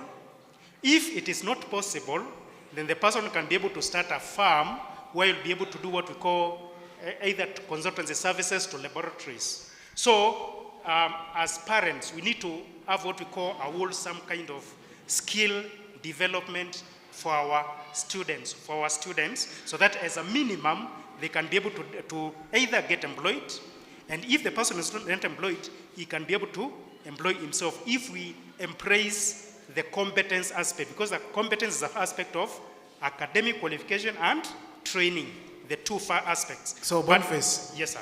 Boniface, now address the issue of your daughter wants to be a musician. Yes. Yes. Now, on the same, if my daughter wants a musician, as you have been taught, there is what we call career and there is talent, as you have been taught. And as you are addressing it, yes, bring the aspect of passion and ability. Good. Now, I'll go back to the Bible. In most careers, for example, like I'll give an example, like we are given the generation of Cain. We are told we have Cain, then we have Tubal-Cain, who is the father of the people who used to make flutes and musical instruments. Then you come to maybe Jacob. Jacob is the father of the 12 children of Israel. The children, when they were taken to Pharaoh, they said, tell Pharaoh, we keep sheep. Now, in some cases, some of these careers run through the blood. Sometimes children adopt what the parents normally do. They inherit the characteristics, qualifications, and careers, specifically through the family lineage. Now, if the student wants to digress, then the child should be given the freedom to make a choice in terms of, I want to be a lawyer, I want to be a nurse, I want to be a doctor, I want to be an engineer. Now, that freedom should be available. Don't try as a parent to try to push or to force a student or your child to take a career that you think you should have done when you were young. In short, when you are saying Boniface. Yes. If your child tells you, I want to be a dancer, recognize that, respect that, and accept and move on. If, yes, you see, as I said, when I was opening my statement, I said there are certain characteristics or careers or activities we as Adventists, we cannot be able to do them, isn't it? Remember during the baptism was said, there are some activities you cannot do, like you cannot sell alcohol, isn't it? Even if alcohol brings money, you cannot do what? You cannot sell. Secondly, you cannot do betting. Can you do betting? Even if you're employed in sport pesa, you cannot do betting there, isn't it? So there are certain careers and characteristics which we cannot adopt as Adventists. Okay, so we are somehow limited to certain activities only, but there are some which we cannot adopt. For example, like dancing, we cannot be able to accept. Asante sana. Let me give Kipsang. I understand he had 1 minute, and then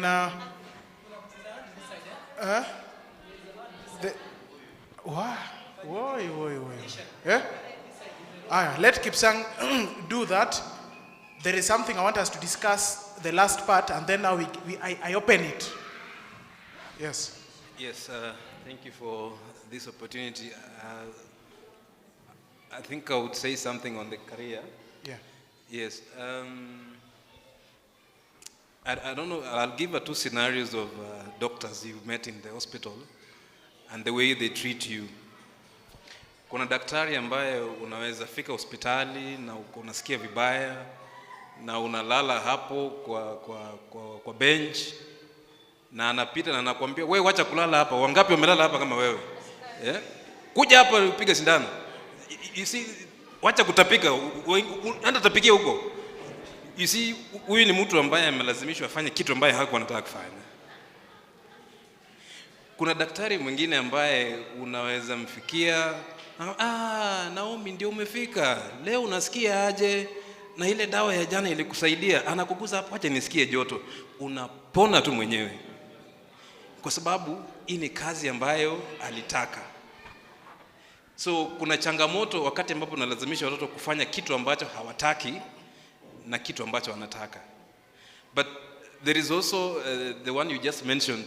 You see, mtoto anakuja na kuambia, Daddy, I want to be a DJ. You see, that's a very good example. That's a very good example. This guy anataka kucheza disc. Yes.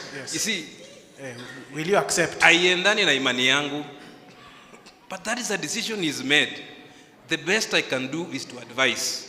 Like kijana yangu, this may not be the right one for you.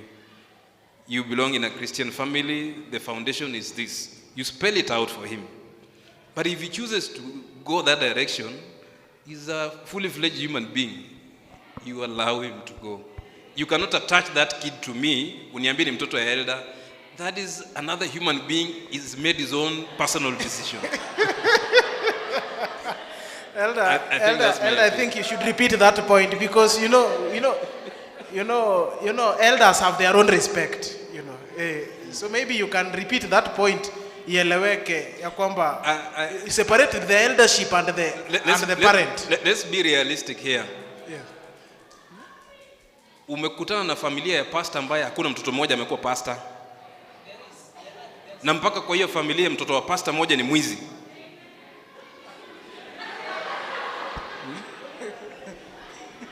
It's the irony of life. Ya kwamba shetani anahakikisha hakuna mmoja anaridhi wewe. And let me be realistic on this. It is also possible on the type of Christianity you are leading. Sometimes your Christianity does not influence your own family. Sometimes you can be a perfect Christian, but your kids may feel your Christianity is boring. Sababu dadi ni Bible kila saa.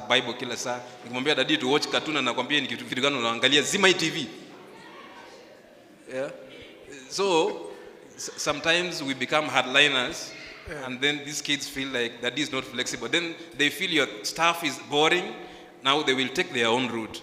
So sometimes as parents, let's be flexible. Kaa chini na watoto muangalie cartoon in as much as you feel it is boring. Changia, huyo ndio nani? Ndio Donald Duck. Amefanya nini? Sometimes it helps bring you people together. Asante sana. Thank you so much. Now, I'm seeing we have got so many people who wants to contribute, but allow me, bring another gender, the lady side. Mama Brenda, as you come, I want you to touch on this bribery thing. Ladies like bribing their children to love them more compared to their fathers. In fact, this is how you bribe the children. When the child does a mistake, you say, I'm going to tell your father, as if you do not know how to cane. You want the father to cane the child, to develop the bad blood, and then the child comes to you, and then you say, ndo wafanya makosa, nakwambianga. Ndio maana usiwahi fanya hiyo kitu tena, gebuka hapa. Then the child feels like you are now more welcoming than the father mwenye amemchapa. Pili, the father gives the school fees, unasindikiza na kamia ya transport na ya pocket money, so that wewe ndio umependeka. Tatu, wewe ndio ukienda kuvisit pale, I want you to watch this. I don't have a handkerchief, but umeenda kuvisit mtoto wako na mmekaa, and is a boy, and then you want to wipe something, you know, mbona ujanini hivi, you know, so you try to entice a lot of attachments, and you know with us men we cannot do that to our children. Why do you bribe your children to love you more compared to the fathers? Happy Sabbath. Happy day. Nashukuru Mungu kwa kipindi hiki. Sijui Mungu aliona tulee katika hiki kizazi ambacho hakieleweki. Unapojaribu hili, unapata yeye anataka hivi. Mwanzo ningependa kusema ya kwamba sisi wa Kristo, especially the Seventh Day Adventist, tujue ya kwamba mimi na labda elder tunataka kusimama katika Ukristo, but the generation that we are bringing in, akina Brenda, yeye ako na lifestyle yake. Nikijaribu kumuelekeza hivi, anaenda hivi. Kumbuke hata kwa Biblia kulikuwa na priest Eli. Priest Eli alikuwa kuhani, lakini vijana wake walikuwa wanafanya nini? Kwa hivyo haijaanza hapa. Wazazi tusishangae tukiona mambo mengine. Letu ni kuwaombea sana. Another thing, Biblia pia inasema mtoto mzuri ni kwa furaha kwa baba. Tabia zake zikiwa nzuri, furaha kwa nani? Kwa baba. Lakini akiwa mpumbavu, kwa mama. Kwa hivyo wazee msishangae sana. Labda Biblia ndio imetufundisha the hard way. Hivi kwamba we want to prove ourselves that pia we can make the best out of the foolishness that watoto wako nayo. Kwa hivyo we are trying to prove ourselves. We keep them near us.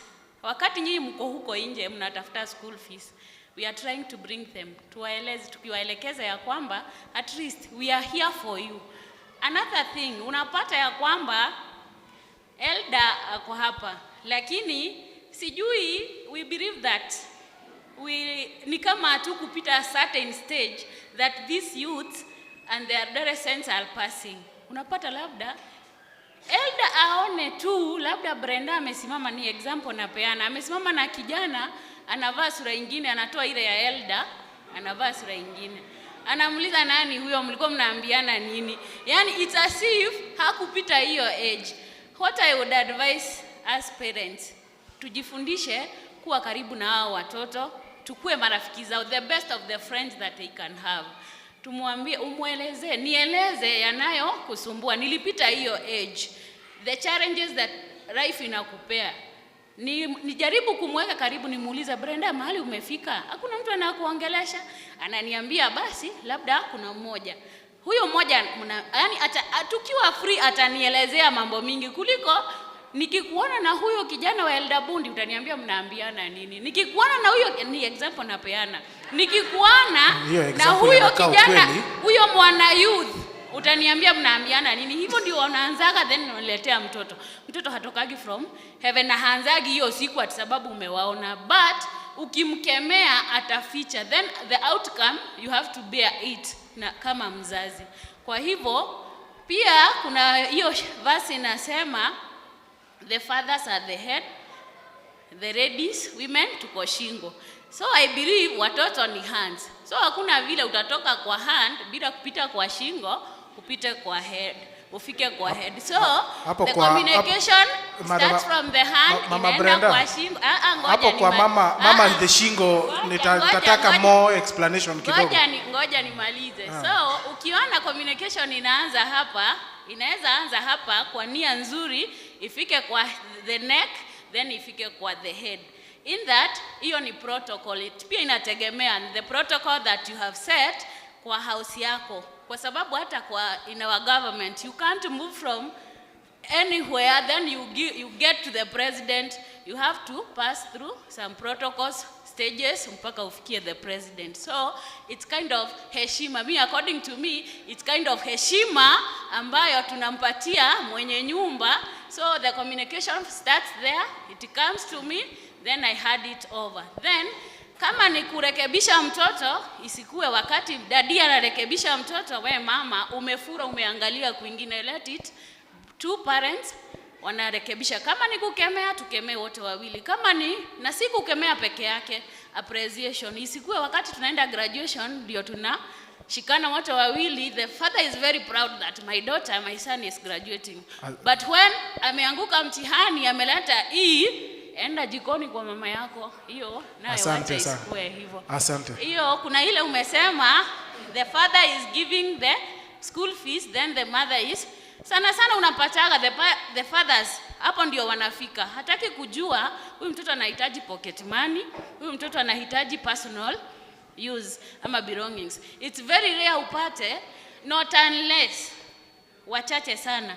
Unapata the dad is taking the girl or the boy to the supermarket, aende akachuza. Yeye ataona anawestiwa time yake.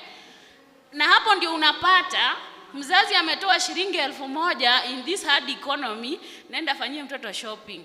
Hajui shopping sahi ni 2,200. So mtoto alipewa hiyo, shika hiyo 1,000 muende na mom mfanye shopping.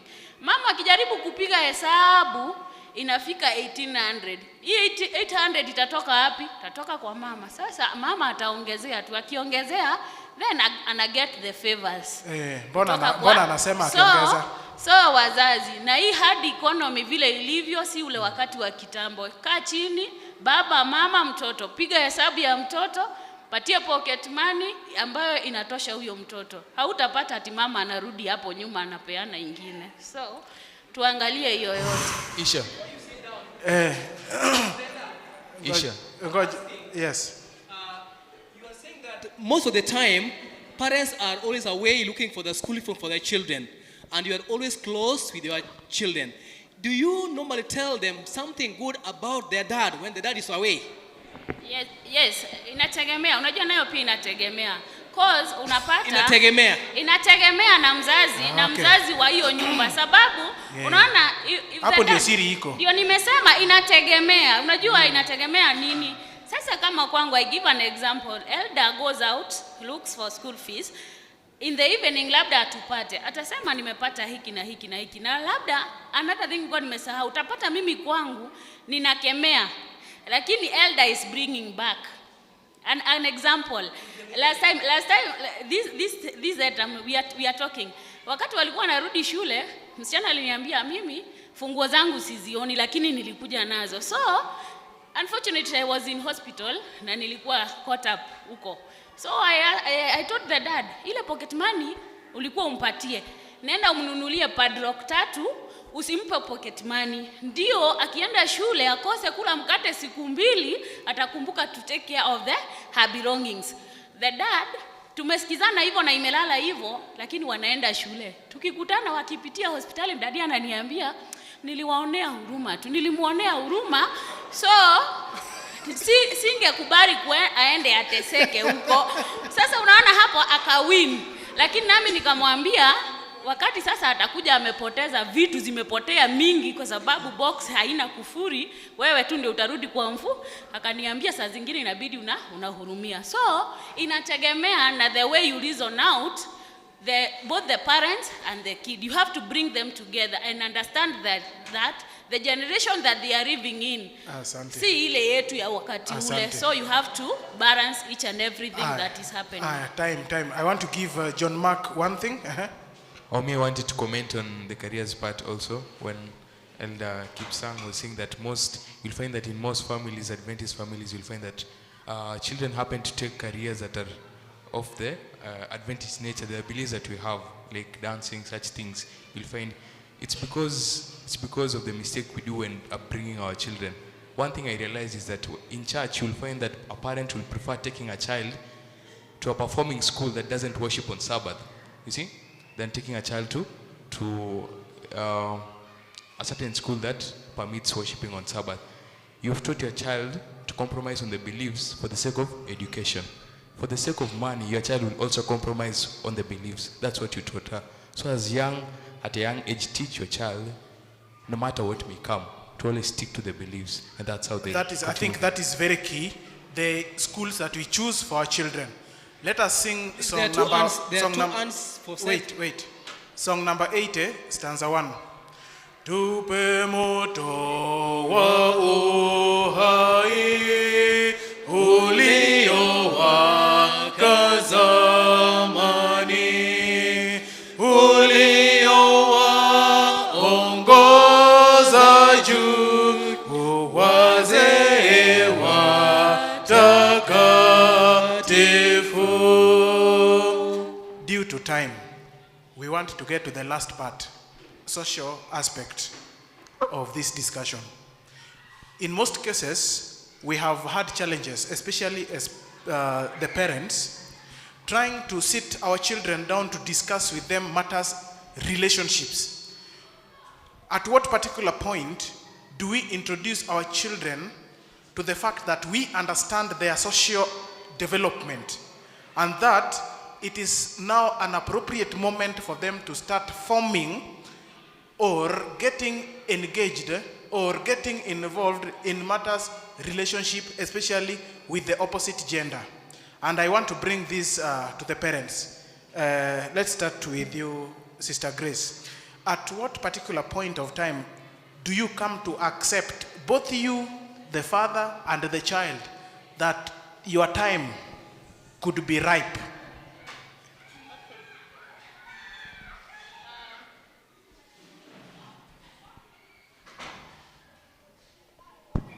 Okay, there's no right time, but let me start on, me, I'm a mother of girls, and they are big and there is a small one.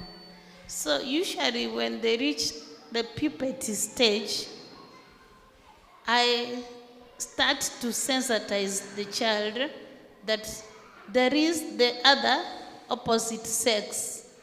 That is the boys. I tell them that don't fear them. They are your brothers. When they are talking to you, they are not animals. Listen and hear what they are saying. But there is one thing I caution them, that at their age, there is no permanent relationship. They should just be friends at that tender age. But as they grow up, like now I'm having above 25-year-old, they can now start to single out the relationships and have a friend they can court and get to marriage. But at the tender age of starting the puberty stage of 10-year-old, it's just to sensitize them that there is the opposite sex. It's because of the kind of world we are living in. Children are being exposed to sex education at a very tender age. So as a parent, you also start to up your game and make sure that the child knows you as a mother, you as a father, you also understand what is outside, so that they don't err away and do other things which you'll be surprised later. So if I get my small girl angel walking with Akina John Mark, I never have fear, because I know I've told her, I've taught her, this is what is supposed to be. It's asante sana. But it is very ideal, that situation you've given us. Elder Maxwell, have you reached that level where you discover, not being told, you discover that there is some relationships that are just about to begin, you know, and then how have you handled it? Or how can you be able to go about it? Okay, of course, yes. I've seen, I've realized, but the best thing that you can do or I can do, okay, you know, nowadays it's good you tell everything open. You be open to the teenage people or to the young one. You sit with them, tell them everything, be on the table, tell everything about life because they understand it. The earlier the better. Even at school they are being taught about it. So it's good you as a parent, you need to stick more about it on them so that as they continue growing, they grow if they know that there is A, B, C, D concerning what? The same. Okay. And also, it's good you be open to them, you tell them everything about life, how they should go about their social life with other people. That is okay. John Mark, how have you been able to handle the matters of relationship with your parent, and what has been the reception, probably? Or it is a secret you've never shared? Truth be told, I think I've never had candid and open discussion with my parent concerning relationship. I think I've never. Maybe just slightly. We just start a bits of it. You know, she says, you know, it's not right for you to have a girlfriend that you are at your age. Then we are out of the topic to another topic. Perhaps also it feels awkward to some point also having the relationship, having the topic.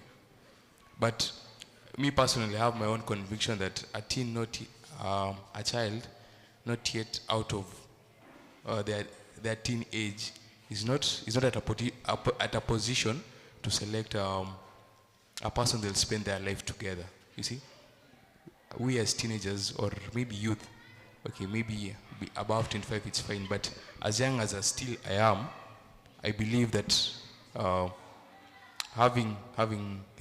relating with a girl in having a girlfriend, so to say, isn't right yet because maturity is still happening. I'm still maturing, I'm still growing, I still have a lot to discover about myself. So I can't have someone part of my life when I don't know even more about myself. So it's very essential that it's also good. It's good that parents talk this thing out to their children, so that their kids don't get to explore these things from other people who will take an advantage of these students not knowing about maybe the relationship, and you know, maybe exploit the children and engage them in evil acts. So it's most important for parents to speak with their children.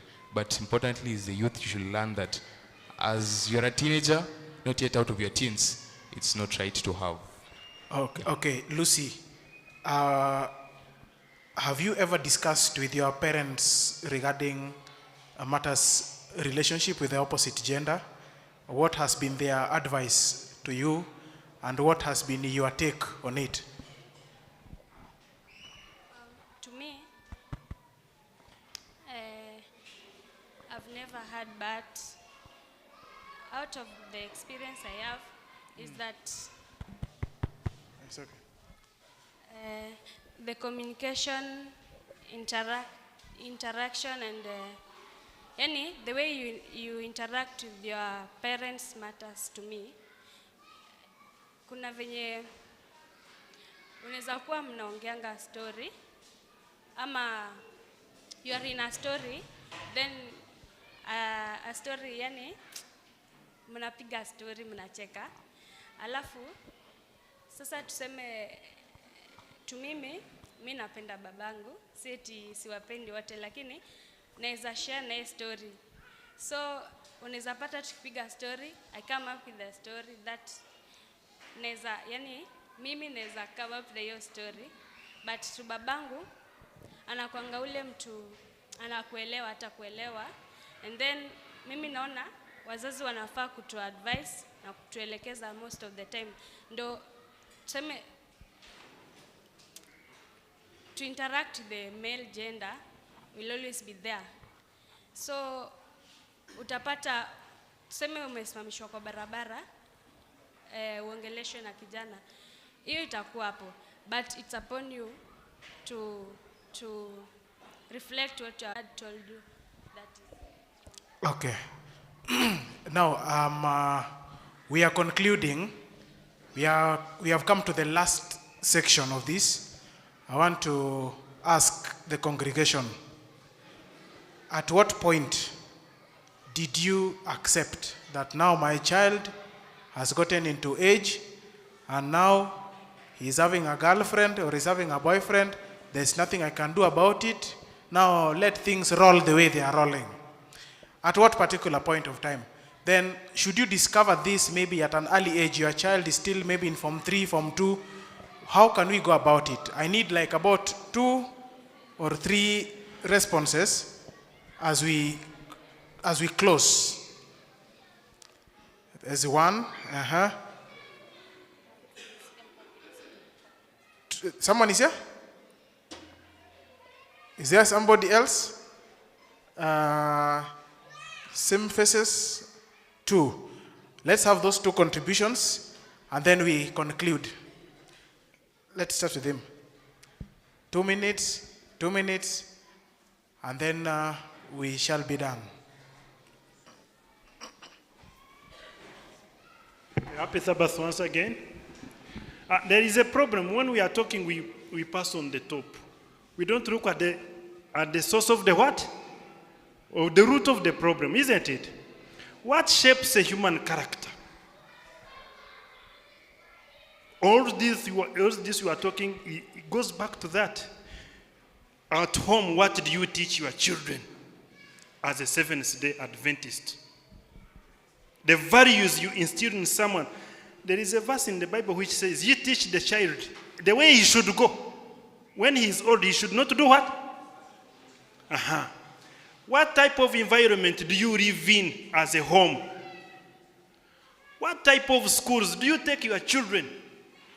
Those are 3 things that shape the whole human character. The school, the home, the environment someone is grown in. So if you a parent, if I have seen my mother, and some Adventists have some side dishes, and we children, we know.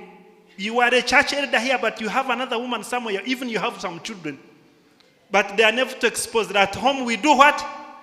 You will never teach a child of something I have seen. You will never teach me and I take you serious. Even if you come here at the church and you preach and preach and preach and preach, but you produce some child somewhere else, I know, and you produced it when you had become a Seventh-day Adventist, you are wasting your time. Children learn from what they see. It's what you do that determines their what? Their character. You stop talking too much. Your talking is nothing. In fact, you must do. People imitate what they do, what they see. You stop talking. At home, there is a lot of quarrels. We have come out of the church here, but what happens at home is fire. There is another personality of a woman here in the church is an Adventist, but at home when you reached here, you cannot believe that someone you left in the church is the same at what? The children, you come with us here in the church, we know. Now you tell me that when you tell us to come in the afternoon program here, I will not go to see Arsenal praying Manchester. Asante. You stop me from doing that. Let's have a... So now what I'm saying is that whether it is a career, whether it is what, you must have a good environment where? At home. Secondly, you must have a good environment where you live with your children. The environment, the surrounding itself can destroy someone, isn't it? Thirdly, you take your children to Adventist school where they teach them Adventist values, and now all the problems will be finished. Asante. What do you say? Yes.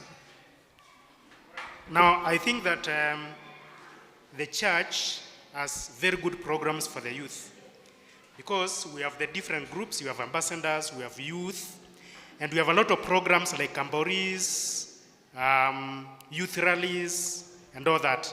Now, if we allow our children to attend those programs, they will not have those cravings of wanting to have extra relationships apart from the relationships and socialization in the church. Now, those ones ensure that those other extra desires are completely subdued, because exactly that's what we pass through when we were in the youth. When we were in the church, busy in the youth programs, participating in church matters, we are not feeling those kind of extra issues until we are of age. So, as parents, if we allow our children to participate in the programs that have already been put by the church, we are sure that in most cases they will remain in the church, because there is that socialization, there is sister-brother relationship. They will feel comfortable and they will not feel any that extra kind of wanting to go an extra mile where they are still in school. But the moment they stop coming to those programs, they stop coming to church, or they stop coming or participating in the programs that are in the church, there will be that kind of desire to have either a boyfriend or a girlfriend before the maturity time. And that's why it's important as parents to allow them participate fully. Whether they are camborees, allow them to go. Youth rallies, allow them to go. Just pay for them. And I'm 100% sure by the time they even start thinking of even having specifically somebody, they will be of age maybe 25, 26, 27 years, not at the age of the ambassador's level. Thank you. Asante. Thank you so much.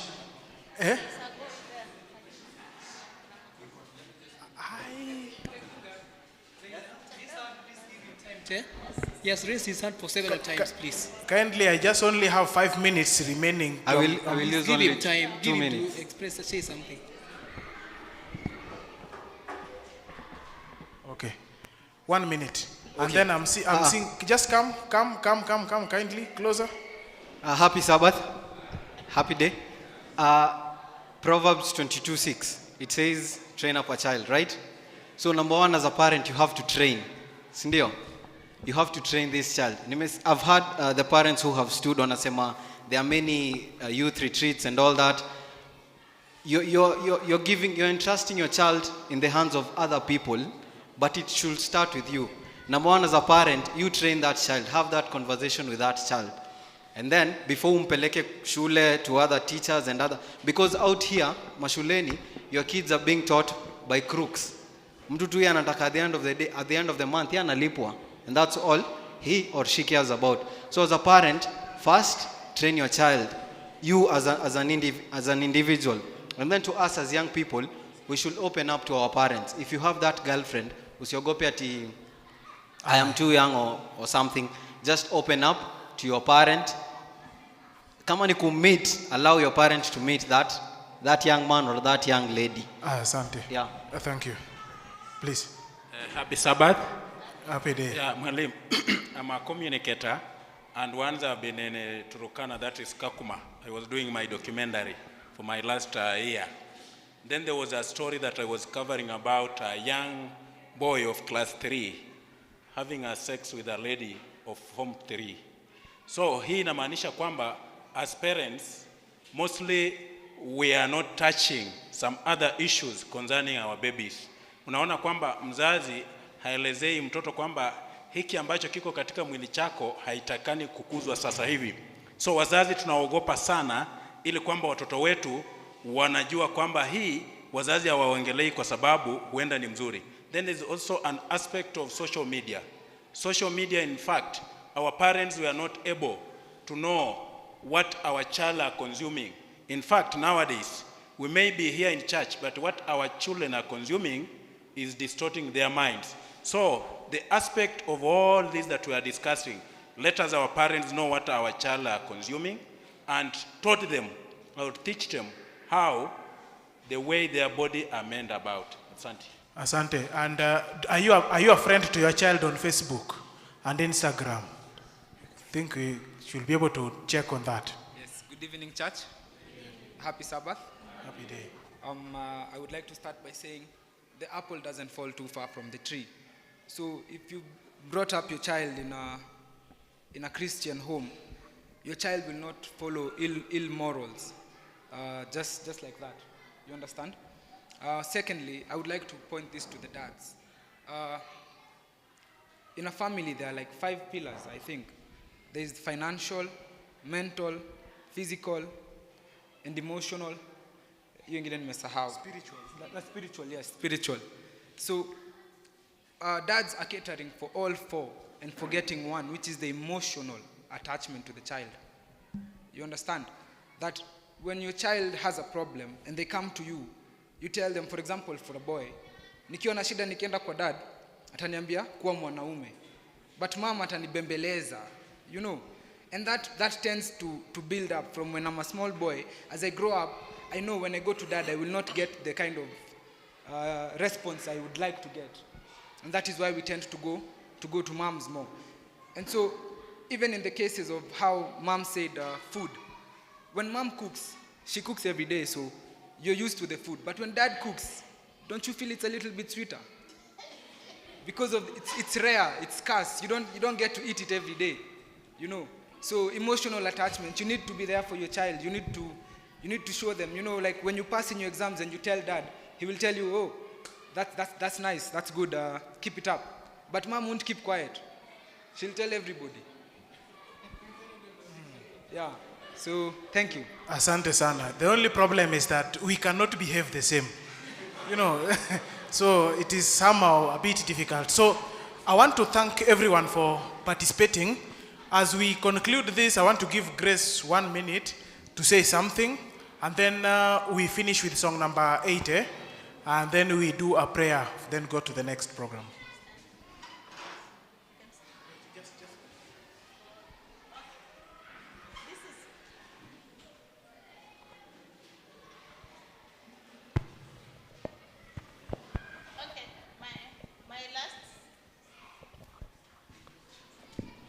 This is my last comment on this topic. The kind of environment we are living in has brought up different scenarios on the social lives of our teenagers and even our children. The first question of at what time are our children ready for getting married? That one, I can tell you for free. You won't know what time they're ready. You just pray, and one day they'll be ready. And they'll come to you when they are ready. Because you can't force them out of the house. Where are they going? If it's the young men, some of you call them that they are becoming like bachelors for long. Leave them alone. A time will come when they are going to make a decision. Let's pray for them. And if it's these young ones, you shall call anybody below 24 years old not ready to discuss marriage. Theirs is to be friends. I used to advise the ambassadors that at the age of 24 and below, there is no relationship you can make which can last to marriage. The only thing you do is to have friends. Don't have one who is going to take up your mind, but have many friends. As they usually come, there are many friends, so that you don't have that exclusive person, then you develop emotions. So let us pray for our children. The right time, those who are going to get married, they'll get married. And the small ones, as they are growing, if there is prayer and there is that friendliness and love in the family, God will assist them and they'll become a better generation. Thank you. Amen. Hapo kwa have many friends, I think we will need to revisit some later days so that we can have a better discussion. How many enjoyed the discussion today? And how do you like it? Is it good? Next Sabbath we are having Children's Sabbath, and the children have accused the parents of certain things. In fact, it is quite bad that the children have accused the parents of abusing, insulting, and beating them. Those are things that have come from the children. So next Sabbath we shall be discussing parenting from the child aspect. Are you promising to attend? Yes, let us get ready to attend that so that we can know the best parenting methods. Otherwise, let us stand with song number 80. Tupe moto wa uhai uliowaka zamani, uliowaongoza juu wazee watakatifu. Wapi roho iliyokaa moyoni mwa Ibrahimu, kadhalika ndugu Paulo aliwezeshwa na moto. Neema yako haina nguvu siku hizi sawa kama wakati wa Musa, Ayubu na wa Eliya. Zamani za kale Bwana, kumbuka na kwa rehema ziuishe roho zetu kwa Roho Mtakatifu. Elder Bundi.